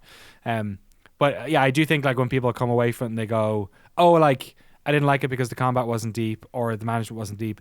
There is probably a version of that game where the combat's deeper or the management's deeper that they do like, but I think it speaks more to the fact that the people who like this game like it because they just vibe with it. Like they just like being in this weird little world with all its animations and sounds and shit.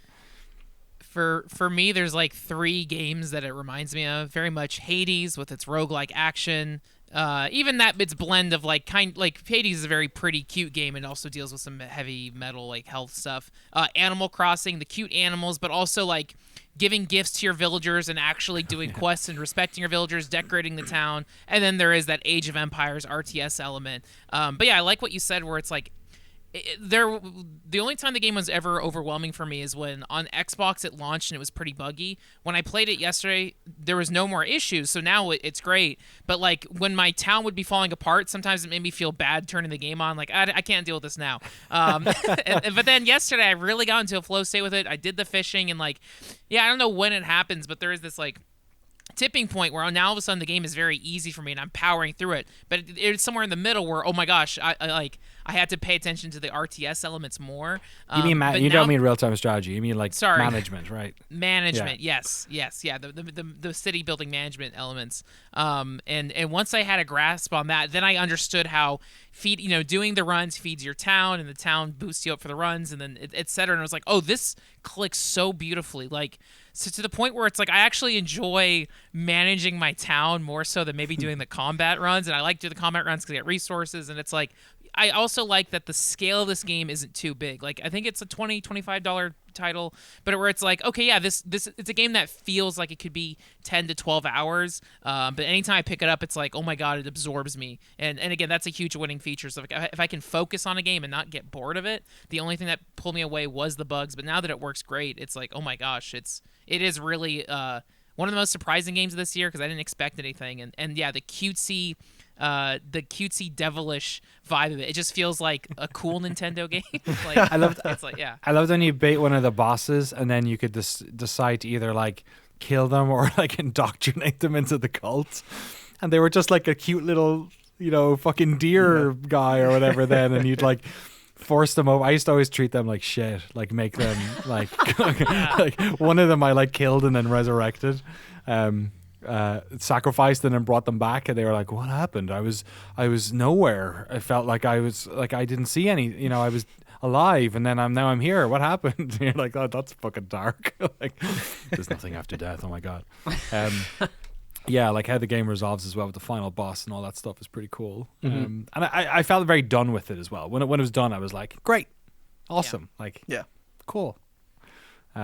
Any other final thoughts on Cult of the Lamb? Anything anyone wants to shout out? I love that also. This maybe one of my favorite like people speaking sounds ever. The like voices in this game. Animal Crossing talk in this is solid. Yeah, I think Frank, you mentioned the Animal Crossing comparison. Sorry, that like completely. It was so interesting to see because like everyone that I know that is a big Animal Crossing fan was playing this game on the Switch, and I was like, this is not like Animal Crossing. It's not like there's decoration stuff. There's like a little bit of management that's kind of similar and like, get me stuff. I want this thing. They have side quests. But I think it speaks to how important the cuteness of it is and how important being able to customize the placement of everything and have those small decorational elements, like being able to customize the floor and like build things that don't benefit you and don't increase like your faith, but just make it feel more like your own place. How that made it appeal to people who would never play a game like this if it wasn't for the fact that it was adorable and it had pretty decent similarities to Animal Crossing. So that was pretty cool to see, I thought. Yeah, that's interesting. The decoration stuff also, I think, sort of a similar effect was induced by the music, because the music of this game is really, really good. It's really good. I would describe it as Animal Crossing step. It's like trap music, but there's little like like audio lines going on. Yeah, I don't know. It's a game that, because I definitely felt I played 4 hours, 5 hours at the most, and I did feel like the depth that I wanted out of a game like this was, I feel like this game is for a different audience than me, but it felt really good to spend time in this game because everything about it feels good. When even the passive moments are just like, it sounds good and it feels good, and the little like happy music is going along, and it's like it's amazing how much the fisherman who is clearly a fish. Yeah. There's so much underlying darkness in it. Yeah. But as you're doing all these little things, it shocked me how much aesthetic elements could imbue sort of the mundane aspects of this game with a sense of contentment, because I think things that kind of felt like busy work, like harvesting berries or like picking up shit or whatever, it was just kind of, I'm just like, there's like the happy music on, I'm like, I'll just sweep up some shit and listen to this tune for a little bit. It just shows you how much like things like, just the right sound effect or animation that's like bloop, it's like satisfying. You're satisfied, you're enjoying, you're progressing. Like it felt like I don't know, like an ethical gotcha game or something. You know what I mean? Like an ethical pachinko or something. Whereas like I am willing. funny. It's like taking mushrooms. I am a willing participant in just being blazed by this game. Like I am just, like you're right. Like sometimes I just watch the fuckers like do their little like and their eyes fucking go. You go up and pray with them and they go, oh, and their eyes are fucking white and they go. You're like sucking the spirit out of them almost. You're like, what? Like all that stuff was because the amount of times you just have to go up to somebody and talk to them to just get their little bar to fill up a quarter of the way, so that eventually you'll be able to like suck the joy fucking spirit out of them or whatever it is that like. That was like that's boring. It's not boring. It's not fun to pick up shit and talk to these people, but it is in this game because of just sound effects and animations and stuff. Yeah, it's so strange. There's some trickery going on here. I don't trust it. Cult of the Lamb. What a weird game. Any ideas? We're almost at the point where we have to. Well, we are at the point where we have to name all of the awards for this one. But let's get some on this, and we'll go back to the start. Like I'd go best vibes or something, or like strongest aesthetic, strongest vibes, something like that. I'm trying to think of like cutest awful game. Like, cutest murder. Yeah, cutest cult game, but like that's too specific. Yeah. Wow. What did it come second to? Yeah, right. Exactly. Yeah. It's like cuddly Charles Manson. It's like huggable Rajneesh. Something like that. Most huggable Jim Jones simulator. Most huggable. best Kool-Aid drinking simulator. All right, let's go back to Cult of the Lamb and go. We'll now name our awards for our 4 games here. Our 4 games, of course, are Vampire Survivors, Elden Ring, Return to Monkey Island, and Cult of the Lamb. Let's start with Vampire Survivors. The ones we currently have down for Vampire Survivors are, it's just gone off my screen. Best Steam Deck Justifier, the most with the least. Best K-hole / most disassociative, and worst eye care. What is it about Vampire Survivors that like it does better than any other game? Like most best value or something. You know what I mean? Yeah. It's like bang for your buck. Most with least honestly is true. Where it's like it's at its core, it seems so simple, but the depth is insane. Just the amount of stuff you can grind, but like. It's so charming and silly. But most best. I don't know. Like the thing I enjoy about Vampire Survivors is that it is a. When you buy a game for that cheap, you go in with such low expectations, and then it obviously like it's almost like the price is part of the gag, where it's just like you think this game is really small, but we're gonna make you play this thing for 50 hours. Jump on in. It's the Mary Poppins bag. It's like the handbag that you open and then inside is like 2 bicycles. Yeah. What do you call that? It's like a Pandora's box or something. It's like Jesse, while you fix your camera, do you have any thoughts? From the ethereal plane that I'm in right now. It's gotta be bang for your buck, man. How many games cost $2 that you play for 700 hours, you know? Yeah, bang for your buck. I like bang for your buck. Is there any way we can fuck it up a bit? It's like it's like if you found $100 bill in the Walmart bargain bin or something. Yeah, it's like yeah, you're right. It feels like a gift or like ludicrously cheap or like a deal or most outrageous deal. Something like that. Yeah. All right, we're having trouble with it. We'll come back. Let's move on a little bit. I want our first one to stick like it's going to stick because it's going to be the sort of like, it's going to be the one that puts us on our way. Standard bearer for these. Elden Ring. Let's do Elden Ring. Yeah. Currently we have most game, biggest game, best adventure, most wondrous, and most awe. Any feelings about Elden Ring's award? I feel strongly about the level of awe that it induced in me. There's a feeling that I get when I go camping or hiking or explore or go on a long drive somewhere where you're seeing something novel and you're staring out over something, and the feeling it gets where you're participating in this thing that's bigger than you. It's this feeling of awe. And then I feel like when I go back to my normal life, that imbues me with a level of strength or contentment that makes it easier to bear normal life's kind of down moments. And I feel like Elden Ring really was one of the closest to that feelings that I've ever got from a video game. It felt like the kind of adventure you get when you go backpacking or something. Is there any other word we can use, like amazement or astonishment or something? Yeah. Most awe-inspiring. Call it the mouth gaper. Is that okay? Can we say that? That's a different award, my friend. It's on the OnlyFans award. Come on. Yeah, it's like your Jaws on the floor award, or like what did I say? Yeah, it's Wonder- you sexualized that. Is it more? Yeah. Is it more wonder than shock? It's Wonder. more like yeah. Yeah. It's the Wonderfuck award. I mean, But that's okay. Come on. Yeah. Well, yeah. Okay. Good Good point. Yeah, you got me there. Wonderfuck award. But I like that vibe. I like the idea of like us creating a word if we need to. Like the words do not exist. Like the Eldritch Wonder shows an award. Yeah. Like wonder. Wondrous. Yeah. It's so tough. It's tough inventing language. Shakespeare, how did you do it, man? I know, right? Okay, we'll come back to that again. How about that? It seems like we're in the for Vampire Survivors, we're definitely in the sort of like value most with least area, and for Elden Ring it's the wonder. Because I'm with you. I'm the same way. It's the moments that are amazing in that game. It's just like what's next, what's around the corner, or those moments when you get to the river and all that sort of stuff.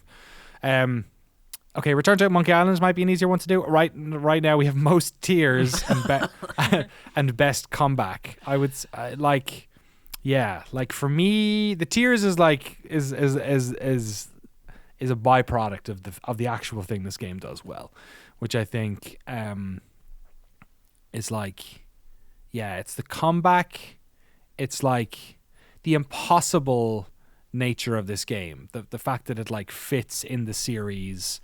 And like bookends it, like draws it to a close, but also makes the originals feel, as better in many ways. Having this one exist, which is something that sequels often do the opposite for. Like, yeah, best comeback might just do it. I don't know. Can you guys think of any other words that like fit in that way? I liked your analogy of the dartboard, the dart flying through time. I was trying to think of like the Sticks the Landing award, but something with a little more heart than that. Oh, but that feels good though. Yeah, Sticks the Landing award? Yeah. Sticks the Landing, like impossible. Sticks the Landing. Yeah, Sticks the Landing award. Most impossible landing stuck. I'm starting to come to the terms of the idea that the coming up with awards for these it may be the hardest part of this podcast. Yeah. Sorry, Frank. I'm trying to think of like the like like the sailors like victory parade, or like Neil Armstrong coming back from the moon. There is something this like grand mission accomplishment of like, oh, you did it. We didn't expect you to ever return. You came back. Like there's something about like returning from a journey and then. Mission accomplished is definitely mission accomplished. Really does feel like it. Where it's like you did it. Oh my gosh! Impossible mission. I was gonna say it has to be. Yeah, there's the Tom Mission Cruise. Impossible. Okay, the Impossible Mission Accomplished award. Yeah, feels like that's hilarious. I like that. A legacy sequel. 22 years in the making. If I got an award called that, I would be very flattered. The impossible, and also I like the way this defines that we don't just have to call things best or most or of the year. It can just be like a statement. Impossible Mission Accomplished award. That's good. Okay, Monkey Island's locked in. Let's do Cult of the Lamb then. So we had best vibes, strongest vibes, cutest awful game. What do we? It sounds like the aesthetic of this game is very much the sort of thing, right? Like, and I don't just mean visually. I just mean like orally, outwardly. I'm doing it again. Holistically, yeah. Right. It's I am the strongest feeling I have for this one, and I'm open to counter arguments in other directions. Is something about like a cuddly cult leader, like a cute, like something that conveys that this is like the cutest Charles Manson simulator possible. Is it satisfaction is coming to me a lot. It's very satisfying. It's constantly satisfying in like every moment, and also the end of the game, and it's sadistically satisfying. Yeah, it's like, most it's cutest atrocity. The cuteness is definitely what you're saying. The sort of like the cute, cute. But it's either cute or it's like something that conveys the success of its aesthetic holistically. It doesn't have to use the word cute, but something about either the aesthetic. But I do like the juxtaposition of it being like we're praising it for doing something that horrible people do. It's cute and evil. Yeah. Like, just think about evil too, like, or like justify, like, it's okay to be bad. Like, if it like looks and sounds cool doing it, like, there's something there of like, it's like the it feels good to be bad award or something. Jesse, what do you think of it? Because you've completed it too. Yeah, I think from Jeremy's your dark from my dark void again. I've dipped off. I'm in the library right now. No lights. Can't read These podcasts are getting long, and the 100 episode one, I'm not surprised your my camera's overheating. It's had too much of these lights. I really like the cute and like evil connection, like putting that together. But like, I don't know how you do To me, that. the cute and the evil is like part of how it looks and stuff, but it's not the reason why it's good necessarily. You know, like it's I don't know, satisfying, sadistic, cutest. Okay, we'll come back to it again. Okay, we'll go. The vibe is what's the coming to me vibiest for that. vibes that vibes in 2022. Cutest, sadistic vibes, Depraved vibes. That feels most depraved vibes. Most the vibes are depraved strong, vibes. but they're also they're kind of evil in that the game is also like tricking you into playing it all the time, because it's like it's like just it's making you pick up shit because the animations are good. Skitterboxing you into doing the most heinous shit. Exactly, yeah. It's like tricking you into thinking it's fun, and it is. It's fun. You're willingly doing it. Okay, we'll come back. We'll come back. We'll circle back to Vampire Survivors. Maybe we've come some way. So we got most release and best value. I think the thing about this that I don't want to do necessarily is reduce it to just it being a cheap game. Yeah. It needs to convey that it's deceptively. Like it's a small package with something giant inside. Oh yeah. And nobody jump on that. Nobody jump on what? On that. Nobody what, jump buddy? on that small package. You're setting it up for yourself here. God Come on. damn it. God fucking damn it. It's like the something in a tiny box award. The like What in a box? the Justin Timberlake sang a song about this. God damn it. Big things come in small packages. Stop! Awards. You're not helping. Christ. You're I'm just it's digging not- the hole. I'm You're not digging the talking hole, about dicks, all and right? you're going Giant into the cock hole. award. Yeah, the Giant giant cock, cock award. Listen, I'm a pure and wholesome man, and I have no idea what you're talking about. Sure, yeah. The beer can award. There you go. Thick as a beer can. What's another word for like value, or like something being so like worth it?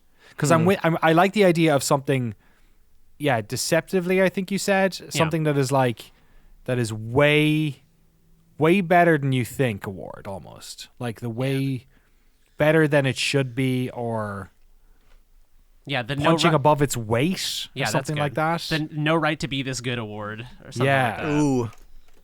I like that. Yeah. Unacceptably good. Yeah. Unacceptably is good, because I keep trying to think about it in relation to like addiction, or even like cigarettes or like drugs, where it's like there's something where it's like it really is like dangerously addicting. Surprisingly good. Yeah. Or like, but that also then I don't know, but the game kind of feels that way a little bit, like it's meant to be, like it's almost joking with you at the start as to how lo-fi it is, and how you know, deceptively and surprisingly you kind of feel like they're Surprisingly good. And that's how vampires do it too. They look beautiful and stunning, and they lure you in. And then once they bite you, you're forever. yeah. Right, Yeah. Oh, that's good. What about like you know how you invite a vampire in? Oh, I and was just that's thinking how that they too. get you? Yeah, yeah. I feel like if you invite this game into your life, it's Yeah, like let the best. it fucking gets you. What are some words we use with vampires? Like sort of gothic, like dark romance, like sort Sexy. Yes, that is true. Frank is correct. of sexy. Sexy. Yeah. That's true. Sexiest He's game. not wrong. Yeah. I want to see your tabs. Sexiest pics. Googling Sexy Lestat all vampires. day. Sexy vampire. Sexy vampires. The Sexiest sexy pixels. vampire award. Yeah, sexiest vampire award might be. They might appreciate that. Yeah. Yeah, sorry. Yeah. I spent 10 minutes of this podcast not knowing if you played a vampire or not. So I'm not sure about the rhymers. You can play a dog too. Okay, we're getting closer to it. Better than it should be.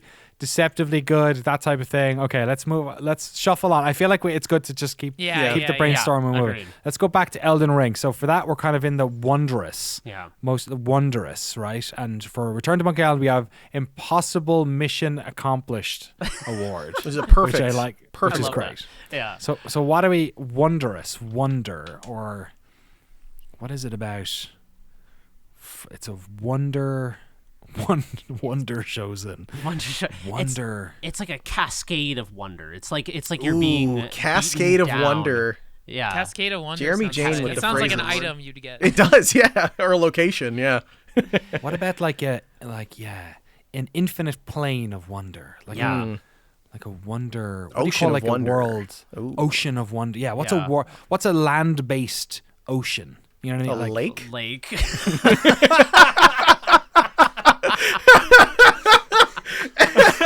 Sorry. It's a land-based ocean. I was thinking more the I was thinking more the idea of an ocean being this long big thing. Okay. What is a less wet Field of equivalent? wonder? Yeah, but it feels not big enough, right? And Yeah. a desert A field Right. of dreams of some sort. Field of continent. dreams. You know what I mean? Like Dream a- Field. yeah. We should, the Dream Field award. Tekken 7 has a stage called Azure Infinite, but it's literally that where there's Infinite. water. Yeah. Yeah, so it's Infinite Wonder Infinite Award. Wonder. Infinite Wonder. Award is pretty good. Oh my god, that's good. Infinite That's Wonder. pretty Is damn infinite good. too much though? Should we rein it in a bit? No.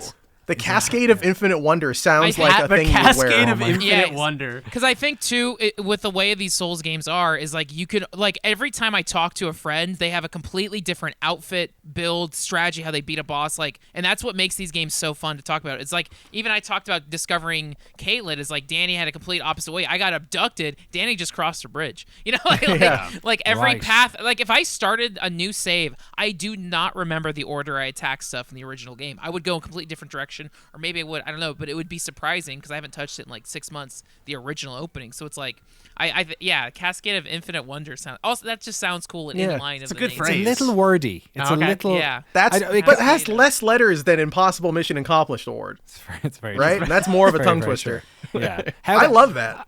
I could.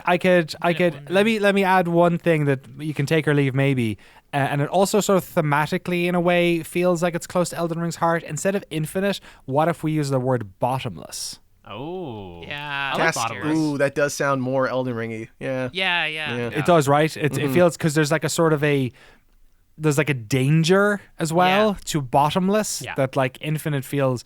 So it was, and I will say this does very much sound like again an OnlyFans award, but bottomless wonder, The bottomless Yeah. wonder. bottomless Bottomless. wonder award. Yeah. Yeah. It's pretty good. Miyazaki. How do you running out feel of the about belt. that over- I love that. Yeah. Yeah. The bottomless. It sounds like it has Wonder no ass a Award. little bit, but I still It does like a it. little. That's the Yeah. problem. Can we fix that? Yeah. The Well of wonder, bottomless well of wonder. caverns of wonder. Catacombs. These are all just names Yeah. for Dark Souls areas. Yeah. Yeah. What else? Bottomless. Yeah, endless. Well Endless of wonder. What about like a well of wonder award? But 'Cause wells of- aren't endless necessarily, right? Yeah, They could be. I don't Have get you ever been to the bottom of one? Have you ever Ah, seen- that's a good point. Do you know that first? I don't know anyone that has come Bound- out of one either, to be fair. Boundless. Boundless. Ooh. Boundless is good. Boundless. Boundless Wonder Award. Yeah, I like that. That's a Boundless sounds like a fantasy novel kind of Yes. adjective. Yeah, for sure. Yes. Yeah. Unbridled. Unbridled. Unbridled is good. It's a little wordy again. I like isn't it? Boundless. Boundless I like is Boundless. Boundless punch. Wonder. Boundless Wonder. Boundless Wonder Award. So should we say Boundless Wonder Award or Most Boundless Wonder? Nah, Boundless Wonder Award sounds better. I like Boundless Boundless Wonder. Wonder Yeah. Award. Yeah. Boundless Wonder. I think these are better if we don't do any most or bests. Just ends up sounding generic. Yeah. Yeah, you're right. Unless there's one that where it really feels like Yeah. that's- Like Cult of the Lamb for most vibes. Yeah. Yeah. Is it just best vibes?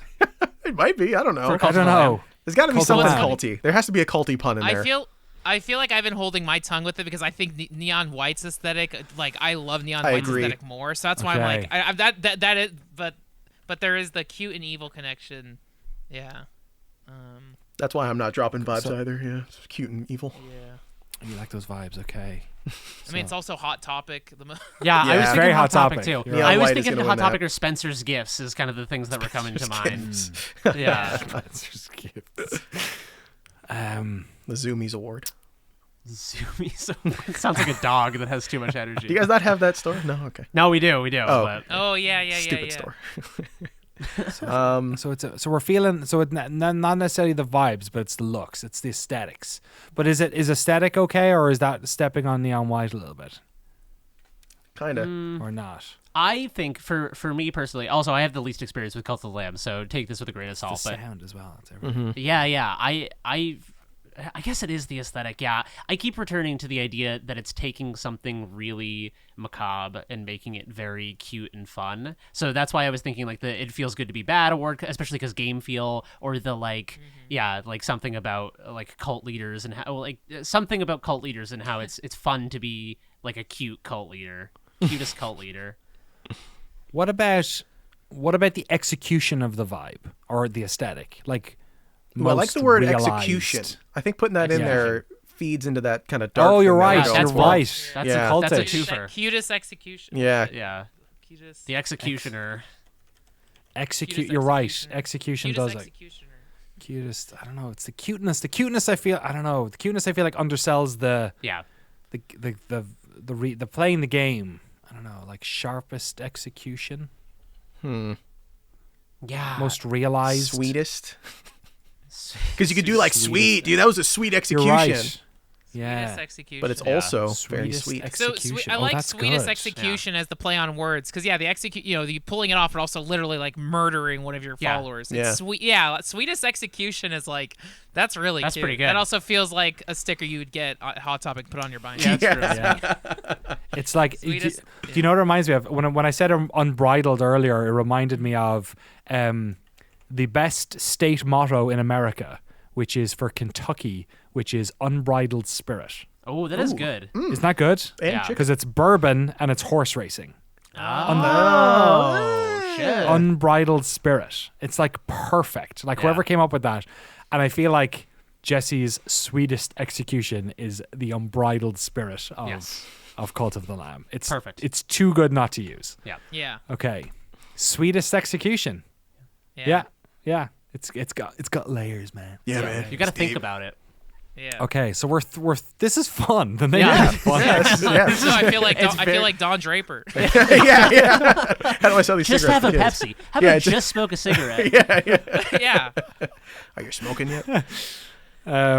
Just sit on it. Was that what something said earlier? I think it was? OnlyFans awards. Okay, so we have 3 of the 4 Vampire Survivors. So right now we have it's deceptively good, surprisingly good, better than it should be, most with least value. Yeah. It's all about how this game is just giving you more than you thought, more than you bargained for. Like, I wish there was a way that we could take big things come in small packages and extricate it from all penis references. okay, You can't. Not anymore. I know they're inextricably linked. How do you like get bite in Pandora's there? box. How do you get Pandora's bite box in is there pretty for good. vampires? It's gotta be Bite. linked, right? Yeah, Right. bite. See, and now Jesse's got this like fucking. He's Yeah. got this like sweetest execution little thing going on. It's gotta all be puns now. Yeah. Is there a Panda? Because the only problem with Pandora's box is that Pandora's box actually is a like loaded term that means something completely different to what we're saying, or like a little bit different. Is there anything? There must be an idiom for something big appearing out of something small. Yeah. Yeah, I it's just like, can't. I feel like there's one about a hat box, but I can't. The fact that I can't remember it shows that it's not familiar enough to use. It's from like the 1500s or Yeah. something. Oh yeah, she's a bit of a hat box, that one, eh? Oh man, Something you'd say in a transatlantic accent. Yeah, she's a hat box. Exactly, yeah. She Jimmy was a dime. Stewart saying it. Yeah, She's a exactly, 5-cent yeah. girl. She's a dime that's and a for hat sure. box. Oh yeah, nothing I like Wrapped more. in a pink ribbon. Oh yeah, baby. I like the measurements of her skull. Idioms with the fucking we in what is it? We're doing No. phrenology. Yeah, phrenology. Yeah. Yeah. What's Oh my yeah. god. I'm looking up idioms with the word big in it now, and it's just not helping at all. Oh man. Big fish in a small pond. That's Punch not above bad. its weight. Punch above its weight is good. Yeah. What's the little guy in Punch Out? I don't know if that's too far. Ooh, Referencing another the video Little game and Mac the word for a video award? game might be a little too many. David players. and Goliath on the or nose. something. Oh, or- David and Goliath is really good. But who's the Goliath? the game AAA all the other games. All the other Yeah. games, every other game. Yeah. Yeah. The David Award. It's a shame David. Why couldn't he have been called like fucking Sisyphus or Yeah. something Yeah, where it's something obvious cool. to what we're referring to? Yeah. David. David. Yeah. Yeah. Why could he be sake. in Balthazar? Yeah, why couldn't it have been exactly? Why couldn't it have Balthazar been like Goliath, yeah. fucking like Hercules and Goliath? It would have been obvious then. Yeah. Yeah. Oh, what if Hercules' name was like Steve? That wouldn't have been half as Steve. interesting of a Exactly, story. yeah. Yeah. Steve and Steve Goliath. defeated the Nobody High would Red. say. Who Wouldn't have that okay. nutty professor where she's going, Steve. Oh fuck. What a reference. Yeah. What is David then? David is kind of like underdog, Yeah. Yeah. right? Huh? He's an underdog. He's got a sling. He killed it with a sling. What about the impossible mission award? There is also like David being like, what is it? The dark horse. Dark Long Horse is shot. good. Yeah. Yeah. I like that. What's It's underdog? initially- Yeah, what's Yeah, it's initially deceiving, just by the puniness. of it triumphant immediately. underdog? Yeah. Something Yeah, like there's that. triumph. Sounds all right. Triumph the Is there a underdog. vampire version of a dog? You're right. That's what I'm. Yeah, now I'm thinking if we could get The Undead underdog? Undead dog. Undead underdog. Yeah, Undead underdog. Undead Undead underdog. underdog. Yeah, Yeah. I think Oh we did it. man. Davey and I said that at the exact same time. I think that's a sign. Because I like undead about like something that you can't knock it down. It's gonna Yep. keep coming. True. Like it's like Unkillable. no, it's you can't get rid of it. It's undeniably good. Yeah. Like We're in the wrong it's industry. addictive. You can't I you know. can't quit it. Let's pivot to Yeah. marketing, baby. Yeah. No, yeah. Like you yeah. undead. Oh. yeah. Undead underdog. Frank, And if you're you writing want on my us decks, to all name right? your game or come up with any slogans, just hit us up. Yeah, at yeah. At noclip dot whatever our email address is. Video. Undead. should know this. Yeah, you should know this. We've said it 100 times minimum. That sounds like a superhero. That's sick. Undead Okay. underdog. Yeah, that seems like someone you'd read about That's in a small Marvel and comic that you bought that for rocks. $1. Yeah. Yeah. This is great. I like that. When I was coming into this, I was thinking what we're going to do is probably like say the thing that it's best at, that it did better than every other game. But what I like about this like inversion, and especially how we all came together with these 4 awards, is that what we're doing is kind of the thing I always hate about Game of the Awards, which is that if you have a game that is like really good, but it's second best at everything, it doesn't get an award because it was second best at lots. Even if one game was bad at everything else but had good graphics or like a good soundtrack, it wins best soundtrack. Whereas what this does is it sort of, hopefully the titles of the awards explain why they're good, like why they are so important for the year, and these seem pretty good. Yeah. Vampire Survivors wins Undead Underdog. Return to Monkey Island wins the Impossible Mission Accomplished Award. Yes. Elden Ring has the Boundless Wonder Award, and Cult of the Lamb comes home with Sweetest Execution. That's my favorite one. Do we want to? Yeah. Do we want to fix or trim any of the other ones? How we feeling? I feel like I don't know if we'll have the I forget the like the comeback thoughts of it. It's like I wonder if like at the end of all the podcasts maybe we reassess Yes. if our naming conventions, because I Good have idea. some like my best thoughts are when I'm hiking or walking or the shower thoughts where I'm like, oh wait a minute, but I like that like this has been such a good like groundbreaker of like, oh I get it now, this feels good. You're right. Give us a week as well, a couple of weeks Yeah. to because you're right. Because like now that I've seen Sweetest Execution. I'm like, oh, we need to gotta refine top everything so it nails it that much, you know. Like Boundless Wonder kind of works, but we could probably workshop that one a little bit. There might be a better David in the marble somewhere there. Exactly, yeah, exactly. Yeah. It's so funny. I just realized, like, I'm legit. I think I get in this mode when we're doing the podcast. I legitimately have so much fun just chatting with everyone here. But it's like, oh, people are gonna be watching, listening. People are gonna be having their own comments. Like, That's true. I just want to say, like, if you guys have good, if anyone listening, please, I want to go be Don Draper's in the chat or in the comments. I want to see everyone's award suggestions because, like, this is so fun. So if people are listening at home, please, like, I want to see how creative everyone is. Yes. It's so fun doing this. Podcast at noclip.video if you're listening, and if you're watching the video version, put it in the comments for sure. Yeah. That's what it is, Jeremy, by the way. Thank you. A podcast? I can't even say it. I give up. Podcast? Yeah. I give up. Man. Just Did you forget the name? You forgot the word podcast? No, I forgot that podcast at noclip.video was the address earlier, and then I was like, okay, let me commit it to memory by saying it out loud, and I couldn't even say the word podcast. Podcast. God damn it. It's good. Okay, those are the first 4: Vampire Survivors, Return to Monkey Island, Elden Ring, and Cult of the Lamb. Next week, we'll be back talking about Immortality, Neon White, Citizen Sleeper, Signalis, and Weird West. Man, it's really the fucking indie hour. The indie hour cometh. A lot of really fun games to talk about. We'll try and talk about why we enjoyed them so much and give them awards that fit their honor. Gentlemen, thank you so much. It was a lot of fun. Looking forward to next week. Thank you to everyone for listening, for supporting us for the year. We are going to have a secret 5th episode of this 4-episode long series of Game of the Year podcast. So if you want to support us over at patreon.com/noclip, please do so, and you'll get access to that when it lands later this month. But until next week, we'll see you around. Bye.